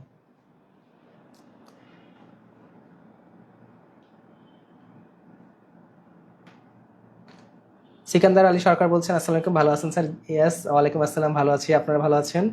সংবিধানের জন্য আলাদা বই পড়তে হবে কিনা? ওকে, মানবিক স্টুডেন্ট হিসেবে গণিতে সবচেয়ে বেশি। আচ্ছা, আন্তর্জাতিক যেমনটা বললাম, এইটা খুবই খুবই ডাইনামিক একটা জিনিস। এখন আমি যেটা বলবো সেটাও চেঞ্জ হয়ে যেতে পারে, কারণ কি, এইটা সবসময় ট্রেন্ড ফলো করে। অর্থাৎ আপনার যে পরীক্ষা হবে তার আগে আগে যে বিষয়টা বেশি আলোচিত, এখন কিন্তু বর্তমান জগৎটা অনেক বেশি কমপ্লিকেটেড হয়ে গেছে। সবাই যার যার সাথে যুদ্ধ করতেছে, এটা হচ্ছে সেটা হচ্ছে, মানে ঘটনার শেষ নাই। এত কিছু ফলো আপনি করতে পারবেন। আপনি মনে করেন, আপনি যদি 1 মাস আগের বইও কিনেন, একটা গাইড বই, আপনারা অনেকেই প্রশ্ন করেন কোন বই পড়বো কোন বই পড়বো, ভাই আপনি 1 মাস আগের বই কিনেন, সেটাও আপডেটেড হয়ে যাবে পরীক্ষা আসতে আসতে। হ্যাঁ, সো এটা মনে রাখবেন, আপনার বই কেন্দ্রিক প্রস্তুতি, মানে একটা সিঙ্গেল বই কিনবো, সেটা নিয়ে নাকে তেল দিয়ে ঘুমাবার, ওটা পড়বো, ওই জাতীয় চিন্তা থাকলে বাদ দিয়ে দেন। আপনার এখন সবকিছু পিএসসি পুরো কোয়েশ্চেন প্যাটার্নটা চেঞ্জ করতেছে। আন্তর্জাতিক তো আগে থেকেই ডাইনামিক ছিল, এখনো তাই রয়েছে। অর্থাৎ একদম রিসেন্ট যে ট্রেন্ডি টপিক রয়েছে, কিছুদিন আগ পর্যন্ত ছিল ইরান ইসরায়েল, এখনো সেটাই ট্রেন্ডে আছে। আপনাদের পরীক্ষা আসতে আসতে কিন্তু অন্য কিছু ট্রেন্ডে চলে আসতে পারে। তো সেই বিষয়গুলো নিয়ে দেখবেন যে মেজরিটি কোয়েশ্চেন আসতেছে। তার মানে আপনাকে সবসময় চোখ কান খোলা রাখতে হবে, এবং দেখবেন এটা যারা পারে তারা খুব ভালো পারে, যারা পারে না তারা কিন্তু একদমই বুঝে উঠতে পারে না। অনেকেই আমার অনেকের সাথেই রেগুলার কথাবার্তা হয়, অনেকেই বলে যে ভাই আন্তর্জাতিক আমি ধরতেই পারি না কি ধরনের প্রশ্ন আসে। তো এইটার একটা কি দুইটা সাইড আছে আন্তর্জাতিকে, একটা হচ্ছে ইতিহাস টাইপের, এখানে আপনি মানে বিশ্বের ইতিহাসগুলো শিখবেন, বিশেষ করে ওয়ার্ল্ড ওয়ার, বিশ্বযুদ্ধ যেগুলো রয়েছে, ওয়ান টু, তারপর হচ্ছে কোল্ড ওয়ার, স্নায়ু যুদ্ধ, তারপর ইফেক্টস অফ কোল্ড ওয়ার,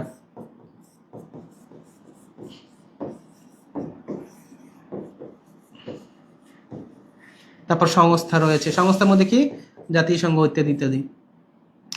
ঠিক আছে, এগুলো তো আছে। খেলাধুলা আছে, এরকম টপিক আছে, পরিবেশগত ইস্যু আছে।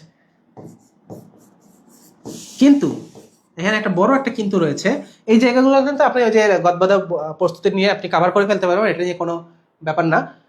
বাট এখানে বড় একটা কিন্তু রয়েছে, সেটা হচ্ছে প্রশ্ন আসে কি ইতিহাস টাইপের যেমন আসে তেমন আসে সাম্প্রতিক। সাম্প্রতিক, হ্যাঁ। এখন সাম্প্রতিক বলতে আপনারা ফেসবুকে বিভিন্ন গ্রুপে বা পেজে যে ধরনের পোস্ট দেখেন, যে অমুক দেশের প্রেসিডেন্ট হয়েছে নতুন, তার নাম কি, তমুক কি সমুক কি, এই জাতীয় জিনিস সাম্প্রতিকে আসেই না। হ্যাঁ, তাহলে আপনি বলবেন যে তাহলে কি আসে? সাম্প্রতিকে আসে সেই ধরনের প্রশ্ন যেটা পারতে হলে আপনাকে ঘটনার গুরুত্বটা বুঝতে হবে, ঘটনার ডিপে গিয়ে অ্যানালাইসিস করতে হবে। কালকেই আমার এই যে বিসিএস চ্যাম্পিয়ন আমি রেগুলার ক্লাস নিই, কালকেই আমি একটা ক্লাস নিচ্ছিলাম যেখানে দেখা যাচ্ছে যে ইরানকে যদি অ্যাটাক করতে হতো, ফোর্দো যে একটা ইউরেনিয়াম এনরিচমেন্ট সাইট ছিল, সেখানে ইসরায়েলের কাছে ওই অ্যাটাক করার মতো যথেষ্ট পাওয়ারফুল টেকনোলজি ছিল না। সেটার জন্য এমন একটা বম্ব লাগতো যেটা মাটির 60 ফুট নিচে গিয়ে ধ্বংস করতে পারে। সেই ধরনের বম্ব আর সেই ধরনের বম্ব ক্রিয়েট করার মতো প্লেন একমাত্র ইউএস এর কাছে আছে। এটা নিয়ে মনে করেন বিশ্বে বর্তমানে অনেক আলোচনা হচ্ছে, এটা নিয়ে অনেক তর্ক বিতর্ক হয়েছে, এবং সেই প্লেনটার নাম হচ্ছে B2 স্পিরিট বম্বার। ঠিক আছে, এখন দেখেন এইটা হচ্ছে, এইটা নিয়ে বিশ্বের সবাই আলোচনা করতেছে, কিন্তু আপনি ওই যে ফেসবুক পেজে পড়তেছেন কি কবে গিয়ে ইরান ইসরায়েল ইরানকে অ্যাটাক করেছে।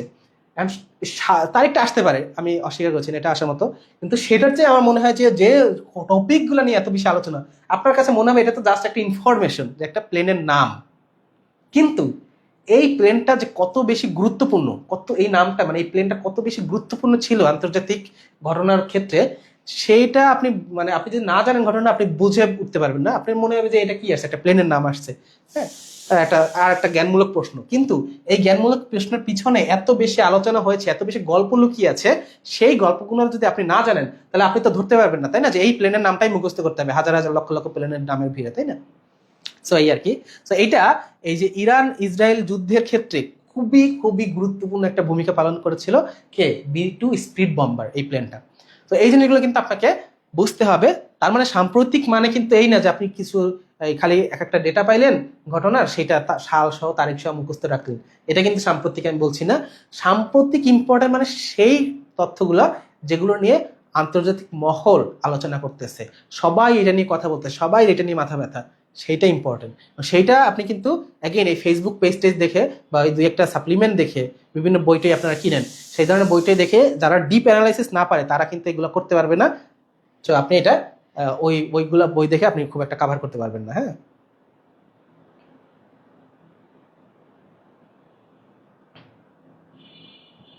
আমরা আরেকটু কোয়েশ্চেনগুলো দেখি বা কমেন্টসগুলো দেখি।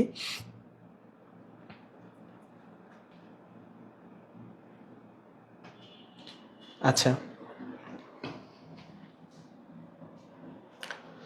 সো বাকি থাকে যে ইম্পর্টেন্ট টপিকগুলো, সেগুলোর মধ্যে আমরা একটু দেখবো হচ্ছে ম্যাথ, ইংলিশ গ্রামারের মতো ম্যাথ কিন্তু একটা স্কিল বেসড জায়গা। হ্যাঁ, সো এখানে ম্যাথটা আপনার স্কিলের উপরে নির্ভর করবে, এবং আমি যে ম্যাথের ক্লাসগুলো নেই, আমি বাইরে ক্লাস বেশিরভাগ ম্যাথের উপরেই নেই, এবং আন্তর্জাতিক কিছু নেই, আইসিটিও কিছু নেই। ম্যাথে আপনার মনে রাখবেন, এইটা কেউ আমাকে অনেকে কমেন্ট করে বলেছে বা মেসেজ দিয়ে বলেছে পার্সোনালি, কেউ এই কথা বলে না যে অপশনগুলোকে কাজে লাগাও। সবসময় মাথায় রাখবেন, প্রিলি মানে প্রিলি, রিটেন মানে রিটেন। ম্যাথের ক্ষেত্রে আপনাকে সব জানতে হবে না, কিভাবে সলভ করে ওটা জানতে হবে না। আপনি যদি মনে করেন যে জাদু বলে সলভ করতে পারেন, সেটা নিয়ে ওরা মেনে নিবে, কারণ আপনি তো উত্তর বের করতে পারছেন, তাই না? পাশের জন্য থেকে শুনে যদি লিখতে পারেন সেটা ওকে। লিখিতে তো আপনাকে লিখে দেখাতে হবে যে আপনি আসলেই পারেন। প্রিলিতে কিভাবে সলভ করেন এটা কেউ জানতে চাচ্ছেন আপনার কাছে, এই জায়গাটাকে আপনাকে কাজে লাগাতে হবে।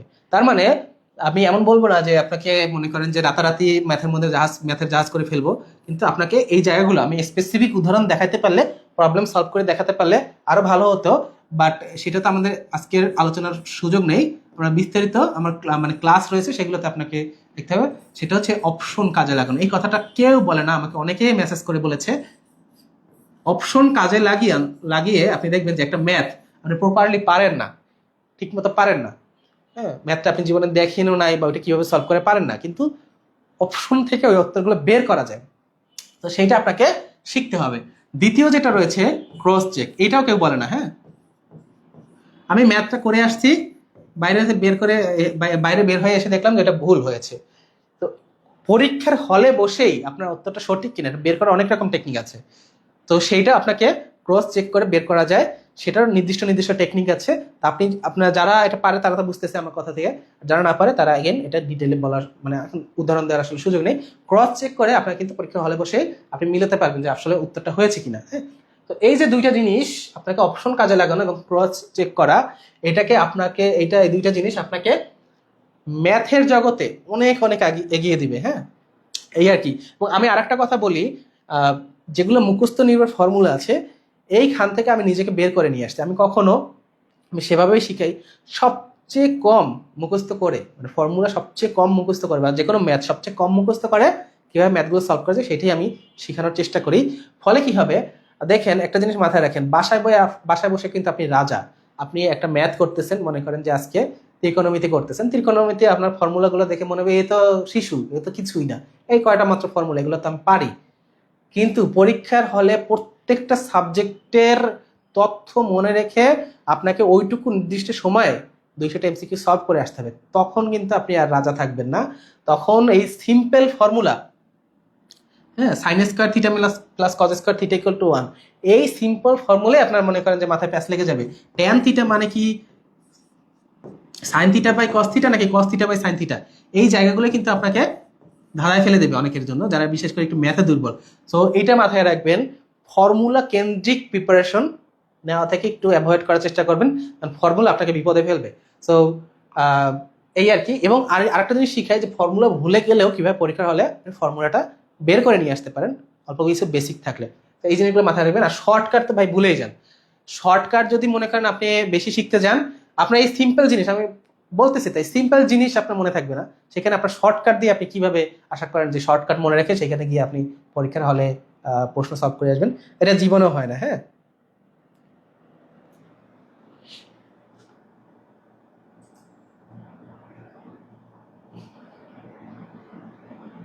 আচ্ছা, সুমাইয়া আফরিন সুইটি বলেছেন ঘটনার ডিপ জানার জন্য কি ফলো করব স্যার।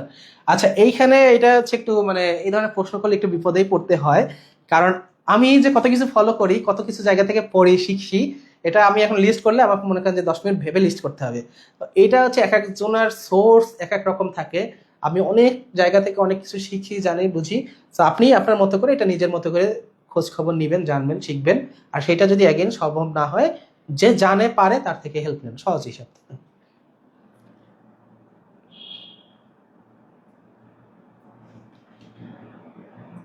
আচ্ছা, একজন বলছেন কোচিং করতে খরচ কেমন, সেটার জন্য আমাদের পেজের যারা অ্যাডমিন রয়েছে তাদের সাথে আপনি কন্ট্যাক্ট করতে পারেন, তাহলে সেক্ষেত্রে আপনি এটা বিস্তারিত জানিয়ে দিবে। হ্যাঁ,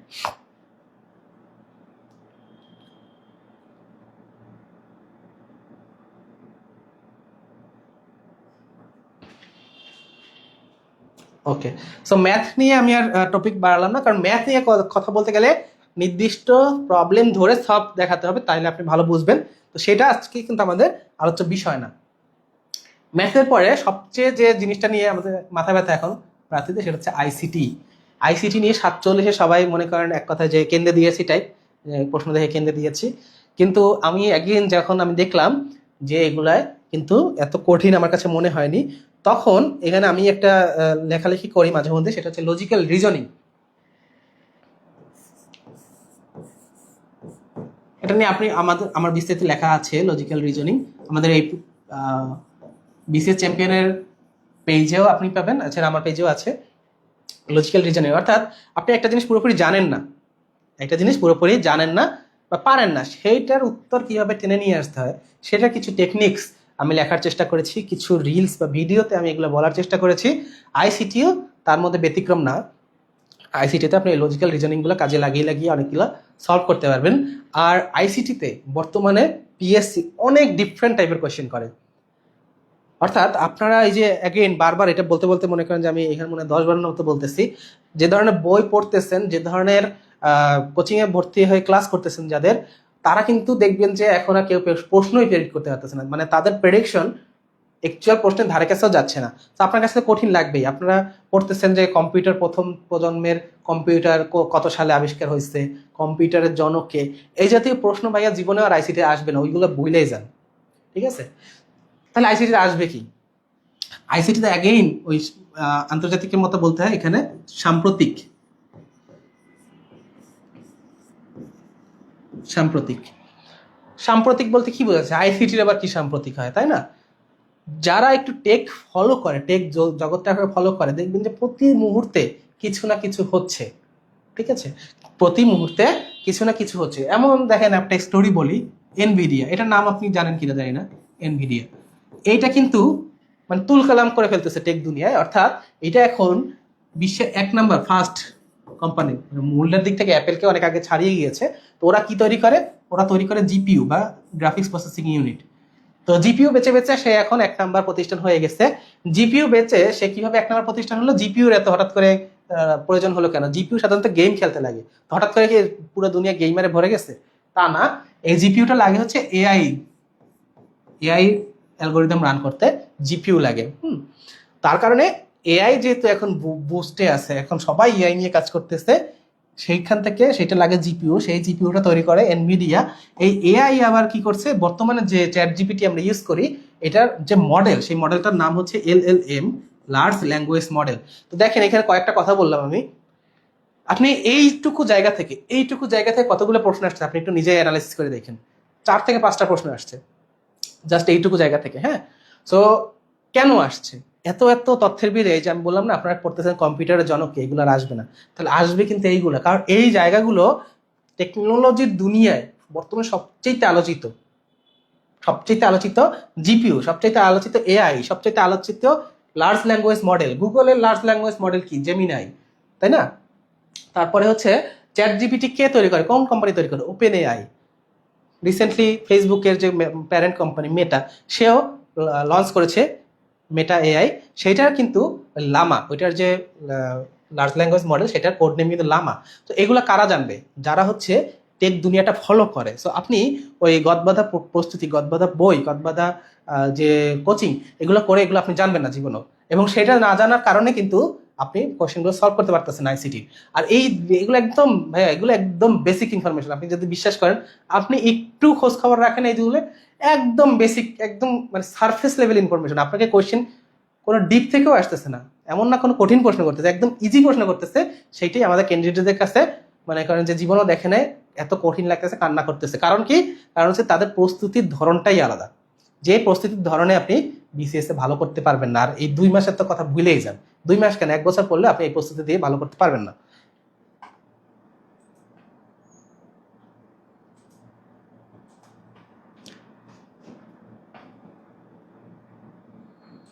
সো আপনারা অ্যাগেন কমেন্ট করতে থাকেন। যদি লাস্টে একবার হলেও আমি প্রত্যেকটা কমেন্টে আমি চেষ্টা করব যেগুলো বাদ থেকে যাচ্ছে আলোচনা, সেগুলো উত্তর দেওয়ার। হ্যাঁ, তো আইসিটি গেল। মোটামুটি যে জায়গাগুলো, বড় একটা জায়গা আছে সেটা হচ্ছে বিজ্ঞান। এটাই আমাদের লাস্ট সাবজেক্ট, যেটা নিয়ে আমরা আলোচনা করব। বাকিগুলো ছোট ছোট, তো এগুলো নিয়ে আসলে আর আলাদা করে বলার কিছু নাই। তো বিজ্ঞান, হ্যাঁ, ভূগোল রয়েছে, নৈতিকতা রয়েছে। নৈতিকতা নিয়ে আসলে বলার কিছু নাই, ওগুলো যেগুলো পারবেন এমনিতেই পারা যায়। কিছু আছে তথ্য মুখস্থ করতে হয়, অল্প একটু দেখলে ওটা মনে করেন যে 1 দিন 2 দিন সর্বোচ্চ দেখলে আপনি ওখান থেকে, খুব বেশি আশা করার দরকার নেই। অ্যাগেন যা পারার পারবেন, ওর চেয়ে বেশি আপনি এমনিতেও মানে সারাদিন পড়লেও পারবেন না, এরকম একটা ব্যাপার। এবং মাত্র যে লজিক্যাল রিজনিং কথা বললাম, নৈতিকতায় ওইটা খুব বেশি কাজে আসে। লজিক্যাল রিজনিং দিয়ে নৈতিকতা প্রশ্ন আপনার স্বাভাবিক কমন আসবে না, তাই না? আনকমন প্রশ্ন কিভাবে সলভ করতে হয়, এটা কিন্তু আমি ওই লেখায় লিখেছি, বা ক্লাসে বিভিন্ন সময় আমি এগুলো বলি।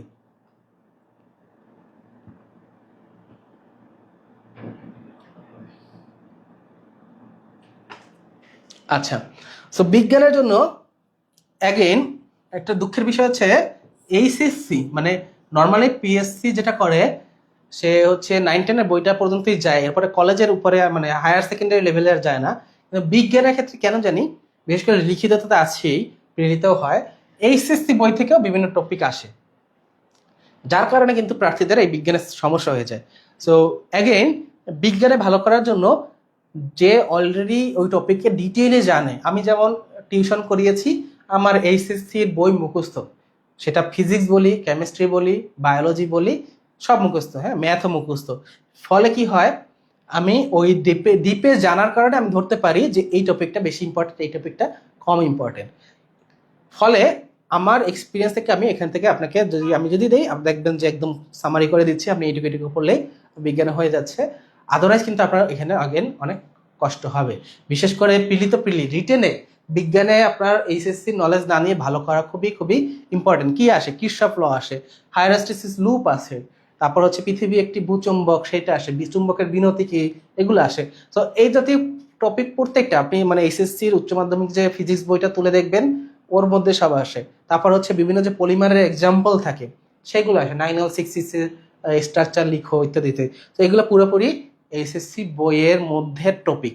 তো আপনি এটা মনে করেন যে বাইরে থেকে পড়ে বা আপনার নন সায়েন্স যারা আছে তার জন্য এই জায়গাগুলো কঠিন হয়ে যায়, ফলে কিন্তু এটা বুঝতে পারে না। এবং পিলির জন্য আমি বলবো না অত কঠিন কঠিন টপিকের দরকার আছে, পিলির জন্য কিন্তু এইচএসসি বই অনেক বেশি কঠিন, মানে ওভারকিল হয়ে যায়। সেক্ষেত্রে আপনাকে এইচএসসি টপিকের মানে বইয়ের অংশের মধ্যে থেকে একটা জিনিস আসবে, কিন্তু সেটা ইজি ভার্সনটা পড়তে হবে, সেটা ইজি ইজি জায়গাগুলো পড়তে হবে। কাউকে না কাউকে সেটা আপনাকে সামারি করে বা সেখান থেকে বেছে বেছে দিতে হবে, এই একটা ব্যাপার।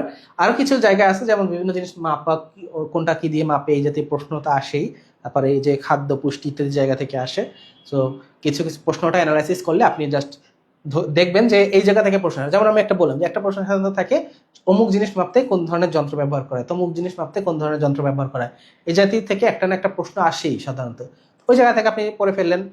খাদ্য পুষ্টি থেকে ভিটামিন এটার নাম কি, ওটার নাম কি, সেটার নাম কি, ভিটামিন B7 এটার নাম কি, বায়োটিন, এই ধরনের প্রশ্ন আসে।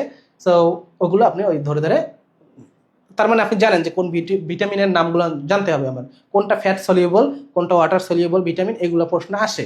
তো আপনি ওই জায়গাগুলোতে জাস্ট ওইটুকু বেছে বেছে পড়ে, অর্থাৎ আপনার প্রশ্নটা আপনি এমনভাবে অ্যানালাইসিস করবেন যাতে আপনি ধরতে পারেন কোন জায়গা থেকে প্রশ্ন আসতেছে, সেই জায়গা থেকে বাকি আশেপাশে কয়েকটি ইনফরমেশন আপনি জাস্ট পড়ে ফেললেন, আপনার কাজ শেষ। হ্যাঁ, তো এই ছিল আমাদের মোটামুটি 2 মাসের প্রিপারেশন কিভাবে হতে পারে। এক কথায় যদি বলি ভাই, আপনার প্রশ্ন প্রেডিক্ট করতে হবে। প্রশ্ন প্রেডিক্ট করতে হলে প্রশ্নটা অ্যানালাইসিস করতে হবে। 46, 47 অনেক ডিফারেন্ট ছিল, 44, 45 মানে 45 থেকে একটু আলাদা হওয়া শুরু করেছে, 44 আগের মতো ছিল, 45 থেকে একটু আলাদা হওয়া শুরু করেছে, 46, 47 পুরাই আলাদা রকম প্রশ্ন এসেছে। 50-এ আমরা ধরে নিতে পারি যে সেই ধরনের আলাদা প্রশ্নই আসবে। এখন আমি তো আর জ্যোতিষী না যে একদম বলে দিব এটা আসবে, কিন্তু অনুমান নির্ভর করে যদি কথা বলি, অর্থাৎ আমার এক্সপিরিয়েন্স থেকে যদি একটা অনুমান করি, সেটা সাধারণত একুরেটই হবে আশা করতেছি। সেখান থেকে যদি বলি 50-এও 46, 47 ট্রেন্ড ফলো করবে।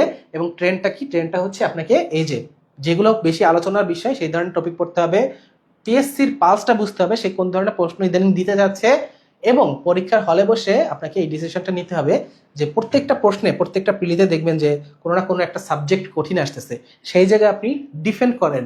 কোনো না কোনো সাবজেক্ট দেখবেন যে সহজ আসতেছে, সেইখানে আপনি সক্কা পিটাবেন। তো পরীক্ষার হলে এই ধরনের কিছু এক্সাম হল স্ট্র্যাটেজিও আছে। সবকিছু যদি আপনি ঠিক রাখতে পারেন, তাহলে আপনার 50তম পিলি আপনি দেখবেন যে 2 মাসে, মানে আমাদের মেইন যে প্রশ্নটা ছিল 2 মাসের প্রস্তুতি সম্ভব কিনা, হ্যাঁ প্রস্তুতি সম্ভব। আপনি ক্যাডার হতে পারেন 2 মাসের প্রস্তুতি নিয়েও। কারণ আপনার মনে হয় এটা তো বলবোই আমি, কারণ কি দেখেন, এইটুকু মাথায় রাখেন, যারা ক্যাডার হবে ওরা কিন্তু অলরেডি এই বাংলাদেশের মধ্যেই আছে, এরা তার ইন্ডিয়া থেকে বা পাকিস্তান থেকে নিয়ে আসবে না, তাই না? ক্যাডার যারা হবে ওরা বাংলাদেশের মধ্যেই আছে, কেউ না কেউ হবে, সেটা আপনি হবেন কিনা সেটাই প্রশ্ন। আপনি সেই ক্যাডারটা হবেন কিনা, প্রশ্ন যতই কঠিন হোক, যতই সহজ হোক, ক্যাডার কিন্তু ওই যে কয়জন হওয়ার কথা সেই কয়জনই হবে, তাই না? এটাই তো স্বাভাবিক। সেই ক্যাডারটা আপনি হবেন কিনা সেটা নির্ভর করছে আপনার স্ট্র্যাটেজি, আপনার ইফোর্ট এবং আপনার সামগ্রিক যে চিন্তা ভাবনা, কৌশল, সেটার উপরে। তো সেটা আপনি নিজে নিজে করুন, আপনি নিজে নিজে পড়েন, ভেরি গুড। যদি কারো হেল্প লাগে সেটা নিন, এবং সবসময় প্রশ্নটা প্রেডিক্ট করে প্রশ্নটা পালস বুঝে, পিএসসি পালস বুঝে আপনি সেই পড়াটা কমপ্লিট করেন, তাহলে দেখবেন যে আপনি অল্প সময়, আমি বলবো 2 মাসও, দেখবেন যে আপনি 2 মাসও লাগতেছে না। 46, যেহেতু আমার 46, যেহেতু আমার 44-এর রেজাল্ট আগে হয়ে গেছিল, 46 কিন্তু আমি খুবই, না 46 পিলির সময় আমার রেজাল্ট হয়নি, 46 আমি খুবই মানে অনাগ্রহ করে দিয়েছি, 1 দিন 2 দিন পরে পিলি দিয়েছি, তাও কিন্তু আমার প্রথম ইয়াতেই চলে আসছে, প্রথম 10,000-এর মধ্যে চলে আসছে। কারণ কি, আমার অভিজ্ঞতা কাজে লাগিয়েছে, আমি জানি কোন প্রশ্নটা আসবে কোন প্রশ্নটা আসবে না। সো এই আর কি ব্যাপার। আপনি যদি সেটা ধরতে পারেন 2 মাসও মনে হবে যে 2 মাসও আপনার জন্য দরকার নেই। আরো কিছু স্টাডি টেকনিক্স আছে, সেগুলো আমরা এর আগের ফ্রি লাইভ ক্লাসগুলোতে বলেছি, সেগুলো দেখতে পারেন। আমরা বিভিন্ন ক্লাসের মাঝে মাঝে বলি যে কি ধরনের মানে পড়ার স্টাইলটা কেমন হতে হবে, রুটিনটা কেমন হতে হবে, কিভাবে পড়লে মানে ভুলে যাবেন না, মনে থাকবে, এই ধরনের কথাবার্তা কিন্তু আমরা এটাকে অনেকবার বলেছি, ক্লাসে বলি। সো আমরা ক্লাসটা একটু দেখবো যে কোনো ইম্পর্টেন্ট কোনো কমেন্ট আছে কিনা বা কোনো কমেন্ট অ্যাড্রেস করা হয় কিনা, সেটা দেখে আমরা আজকে ক্লাসটা শেষ করে দেব। আপনাদের প্রশ্ন থাকলে এখনই করে রাখতে পারেন।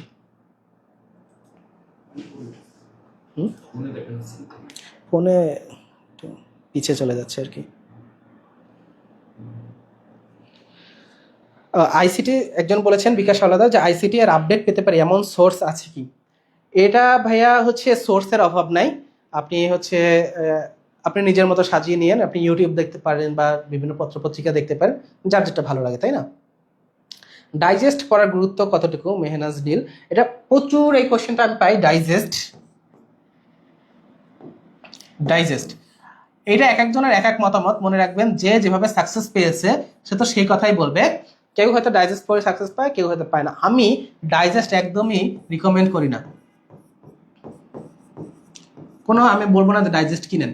এটার কারণটা কি? এটার কারণটা হচ্ছে ডাইজেস্টে তথ্যগুলো থাকে খুচরা খুচরা। আপনি ওই তথ্য পড়ে মানে তথ্যের কোনো গুরুত্ব আপনি বুঝবেন না, শুধুমাত্র ডেট দেওয়া থাকবে, শুধুমাত্র সংখ্যা দেওয়া থাকবে। আপনার ব্রেইনের উপর অনেক প্রেশার যায় ভাইয়া, যে আপনি ওটা মুখস্থ করতে হয়। হ্যাঁ, তো ডাইজেস্ট পড়ে আপনার জন্য খুবই কষ্ট হয়ে যায়, কোনো মজাও পাবেন না, লিখিতর জন্য 1% হেল্প করবে না আপনার জন্য ডাইজেস্ট। তার চেয়ে আপনি তথ্যগুলো গল্পের আকারে শিখেন। আমি যেমন লাস্ট একটা ক্লাস নিয়েছি আন্তর্জাতিক বিষয় বলি, প্রচুর কষ্ট হয় সাধারণত ওইভাবে ক্লাস নিতে, প্রচুর কষ্ট। আমি 2 দিন ধরে ওই প্রস্তুতি নিয়েছি, ক্লাসটা সারাদিন পড়েছি আমি। ফলে কি হয়েছে, তথ্যগুলো আমি এমনভাবে শিখেছি, এমনভাবে জেনেছি, মানে আমার তো প্রিলি পাস করে হয়ে গেছে, বিসিএস ক্যাডার হয়ে গেছে, তাও আমি প্রচুর পড়াশোনা করেছি ক্লাসটা নেওয়ার জন্য। ফলে কি হয়েছে, আমি এটা গল্পের মতো করে বলার চেষ্টা করেছি, এবং 2-1 জন আমাকে বলেছে পার্সোনাল মেসেজ দিয়ে যে স্যার অনেক ভালো লেগেছে ক্লাসটা, কারণ তারা মনে হয়েছে তারা একটা গল্প শুনতেছে। তো আপনার ব্রেন কিন্তু সবসময় গল্প শোনার জন্য তৈরি হয়েছে, গল্প মনে রাখার জন্য তৈরি হয়েছে। একটা জিনিস মাথায় রাখেন, একটা সিনেমা, আপনি কিন্তু একটা সিনেমা পুরো আগাগোড়া মুখস্থ বলে দিতে পারবেন, কিন্তু একটা সাল, একটা ফোন নাম্বার আপনি বলতে পারতেছেন না। এটা কারণ হচ্ছে আমাদের ব্রেন ওভাবে করেই তৈরি। তো আপনি এগুলো ডাইজেস্ট না করে আপনি মানে ডিটেইলে পড়েন, গল্পের আকারে পড়েন, দেখবেন যে ভালো মনে থাকতেছে। ওকে, কিভাবে টানা মনোযোগ রেখে পড়ালেখা করব, এই জাতীয় প্রশ্ন আমরা এর আগে অনেকবার উত্তর দিয়েছি আমাদের পেজে, বিসিএস চ্যাম্পিয়নের পেজে। সময় সময় কিন্তু এগুলো নিয়ে আমরা অনেক টেকনিক ফলো করি। সো এই আজকের ক্লাসে আমরা এই ধরনের কমেন্ট উত্তর না দেই। আচ্ছা, একজন বলেছে শাইখুজ্জামান রনি, যে কাটমার্ক কত হতে পারে? কাটমার্ক ভাইয়া এটা প্রশ্নের মেরিটের উপর ডিপেন্ড করে। প্রশ্ন যদি সহজ হয় কাটমার্ক বেশি হবে, প্রশ্ন যদি কঠিন হয় কাটমার্ক কম হবে, এটাই স্বাভাবিক কথা। তাছাড়া পিএসসির কিছু ডিসিশনের উপর নির্ভর করে।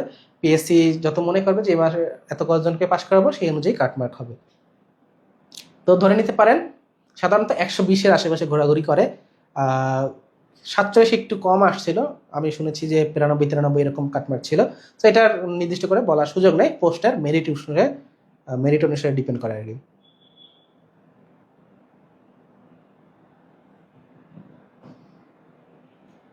আচ্ছা, ফাতিমা সরকার বলেছেন বিজ্ঞানের অনেকগুলো টপিক আইডিয়া আছে, কিন্তু এত স্বল্প সময়ে পড়া সম্ভব না, তাহলে কিভাবে সবগুলো পড়বো? এগেন, আপনার যদি মানে একান্ত মনে হয় যে আমি একা একা পারছি না, অনেকেই আছে এখানে যারা একা একা পারবে। আপনি যদি মনে হয় যে এটি একান্ত একা একা সম্ভব না বা বুঝতেছি না, অবশ্যই আপনি প্রফেশনাল কারো হেল্প নেবেন, তাই না? এটা তো নো ব্রেইনার। মানুষ কখন প্রফেশনাল কারো হেল্প নেয়? এখন সে নিজে নিজে পারে না। এটা আমাদের কোর্স অফারিং চলছে, সেটার সাথে আপনার বিসিএস চ্যাম্পিয়নে কিন্তু যোগাযোগ করতে পারেন। আমি নিজেও কিছু ক্লাস নেই, তাছাড়া অন্যান্য ক্যাডার স্যারেরা রয়েছেন, সবাই মানে এখানে যারা ক্লাস নেয় সবাই খুবই অভিজ্ঞ, ক্লাস নেওয়ার ব্যাপারে খুবই এক্সপার্ট, এবং সবাই সবচেয়ে বড় কথা সবাই খুবই ডেডিকেটেড। এবার আমি যেমনটা বললাম, আমি কিন্তু টানা 2 দিন, মানে এটা এত ডিটেলে না পড়লেও হতো আমার, আমি জাস্ট ইনফরমেশনগুলো স্লাইডে রেখে ক্লাস নিতে পারতাম, সেটা তো সবাই ওভাবেই নেয়। কিন্তু আমি টানা 2 দিন এটার পিছনে ব্যয় করেছি, যাতে ক্যান্ডিডেট যারা প্রার্থী রয়েছে তারা উপকৃত হয়, তারা এটাকে গল্পের আকারে মনে রাখতে পারে, তাদের জন্য সহজ হয় জিনিসটা মনে রাখা। এছাড়া কিছু টেকনিক্যাল এখানে প্রশ্ন রয়েছে যে আমি অ্যাপ্লাই করতে পারবো কিনা, ইত্যাদি ইত্যাদি।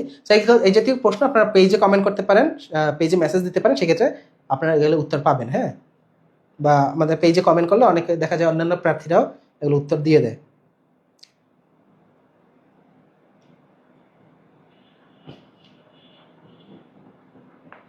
আচ্ছা, তাসনুবা তাবাসসুম বলছেন যেহেতু এখন সিস্টেম চেঞ্জ হয়েছে, কত মার্ক টার্গেট করা উচিত, বা এটা যদি কিছু বলতেন। আচ্ছা, এটা নিয়ে একটু সংক্ষেপে বলা যায়। সেটা হচ্ছে কত মার্ক টার্গেট করা উচিত, এটা আপনি পরীক্ষার হলে বসে ছাড়া আপনি বুঝতে পারবেন না। হ্যাঁ, আপনি মনে করে যাচ্ছেন, মাথায় ধরে রাখছেন যে আমি 120 টার্গেট করব, সেক্ষেত্রে দেখা গেল 47-এ যেটা হয়েছে আমি মনে করি অনেকের সাথে, সে 120 পাওয়ার মতো করে টার্গেট করে নিয়ে গেছে, কিন্তু প্রশ্ন এসেছে কঠিন। কঠিন হওয়ার কারণে সে কি করেছে, সে যখন দেখতেছে পারতেছি না, তখন ঘাবড়ে গিয়ে না পারা প্রশ্নও আনসার করে আসছে। ফলে কি হয়েছে, নেগেটিভ খেয়ে খেয়ে আরো বেশি কমে গেছে। তো সে যদি প্যানিক না হয়ে পরীক্ষার হলের প্রশ্নের অনুযায়ী, প্রশ্নের মেরিট অনুযায়ী নিজের স্ট্র্যাটেজি অ্যাডজাস্ট করতো, তখন কিন্তু সে ওখানে প্রিলিতে পাস করে যেত। কিন্তু সে যেহেতু প্যানিক হয়ে গেছে, না পারা প্রশ্ন ছেড়ে দেওয়া আসার মতো সাহস দেখাইতে পারে না, সে কিন্তু ওখানে ধরা খেয়ে গেছে। তো আপনাকে সবসময় মানে কোনো ফিক্সড কাটমার্ক আপনি মাথায় রাখবেন না, ফিক্সড কোনো টার্গেট রাখবেন না। সবসময় এটা প্রশ্নের মানের উপরে আপনি উঠানামা করবে, এইভাবে চিন্তা করেই কিন্তু আপনি পরীক্ষা হলে অ্যাডজাস্ট করবেন সবসময়, ঠিক আছে? তো আপনার ওইটা পরীক্ষা হলে বসে ডিসিশনটা নিতে হবে যে এই প্রশ্নটা কি কঠিন নাকি সহজ, এখানে কত মার্ক লাগতে পারে।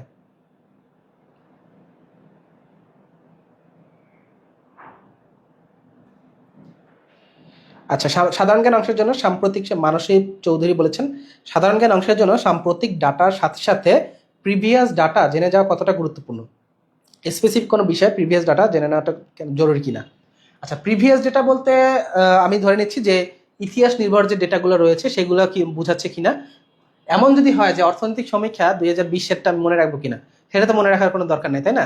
প্রশ্নে তার এটা আসবে না যে অর্থনৈতিক সমীক্ষা 2020 অনুসারে বাংলাদেশের জনসংখ্যা কত, এই ধরনের প্রশ্ন আসবে না। আসলে আপনার লেটেস্টটাই আসবে। সাধারণত আমার দেখার মতে ওই ধরনের প্রশ্ন আসেই না যেটা কিনা সোর্স ডিপেন্ডেন্ট। অর্থাৎ আপনি জানেন যে জনসংখ্যা যদি কোয়েশ্চেনটা আসে, সেটা অর্থনৈতিক সমীক্ষা একরকম দেওয়া, আদমশুমারিতে একরকম দেওয়া, আর অন্য বইতে অন্যরকম দেওয়া। সো যে প্রশ্নগুলো মানে উত্তরগুলো সোর্সের উপর নির্ভর করে, এই জাতীয় প্রশ্ন সাধারণত আসেই না। হুম, তো এটা বোঝে, এটা একটা যে একটা ক্লিয়ার টেকনিক কিন্তু বলে দিলাম আপনাকে, যেগুলো সোর্সের উপরে ডিপেন্ড করে উত্তরগুলো ভিন্ন ভিন্ন হতে পারে, সেই ধরনের প্রশ্ন সাধারণত আসে না। তো সেটা নিয়ে অনেক ধরনের তর্ক বিতর্ক হওয়ার সুযোগ আছে।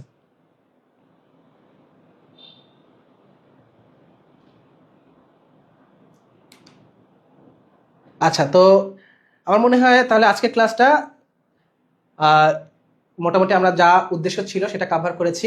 নেক্সট আমাদের আরেকটা ক্লাস থাকবে, যে অনেকেই যে প্রশ্নটা করেছেন 2 মাস পরেই তো তাহলে প্রিলিমিনারি পাস করে গেলাম, 2 মাস পরে তো রিটেন 46-এ আপনারা জানেন মাত্র 4,000 জন পাস করাইছে। তো আমি লাকি ছিলাম যে আমিও পাস করেছি, যদিও আমি 46 নিয়ে খুব একটা সিরিয়াস ছিলাম না। তো যাই হোক, সেই যে 2 মাসের পরে যে রিটেন, সেটাতে আমি ভালো করার জন্য কি করব? রিটেন ফেল করলে তো কোনো লাভ নেই প্রিলি পাস করে। সেই গুরুত্বপূর্ণ টপিক নিয়ে আমাদের নেক্সট আরেকটা ক্লাস, আমাদের আরেকজন ক্যাডার স্যার তানজিল স্যার সে সম্ভবত নিবেন। তো আপনারা সেই ক্লাসটাও দেখবেন এবং সাথে বিসিএস চ্যাম্পিয়নের সাথেই থাকবেন। এই ক্লাস থেকে আপনারা একটা মেসেজ হয়তো পেয়েছেন যে আপনারা যদি নিজেরা না বুঝেন, অবশ্যই প্রফেশনাল হেল্প আপনাদের দরকার হবে। তো আমরা কিন্তু এখানে খুব ডেডিকেশনের সাথে আমাদের কোর্সগুলো করার চেষ্টা করছি, যাতে আপনাদের এখান থেকে উপকার হয়। সো আপনারা পেজের সাথে কমেন্ট করে দেখতে পারেন যে আপনাদের সাথে জিনিসটা আপনার সাথে যায় কিনা, সেটা দেখে আপনারা সিদ্ধান্ত নিতে পারবেন। তো দেখা হবে নেক্সট কোনো ভিডিওতে, নেক্সট কোনো আলোচনায়। ততদিনের জন্য সুস্থ থাকেন, ভালো থাকুন, এবং বিসিএস 50তম বিসিএস এর জন্য সবাইকে, আমি বিশেষ করে সবাইকে অগ্রিম শুভেচ্ছা জানাচ্ছি, কারণ সবাই এখান থেকে পাস করবে, আমি এটাই বিশ্বাস করছি ও প্রার্থনা করছি। তো দেখা হবে আরেকদিন।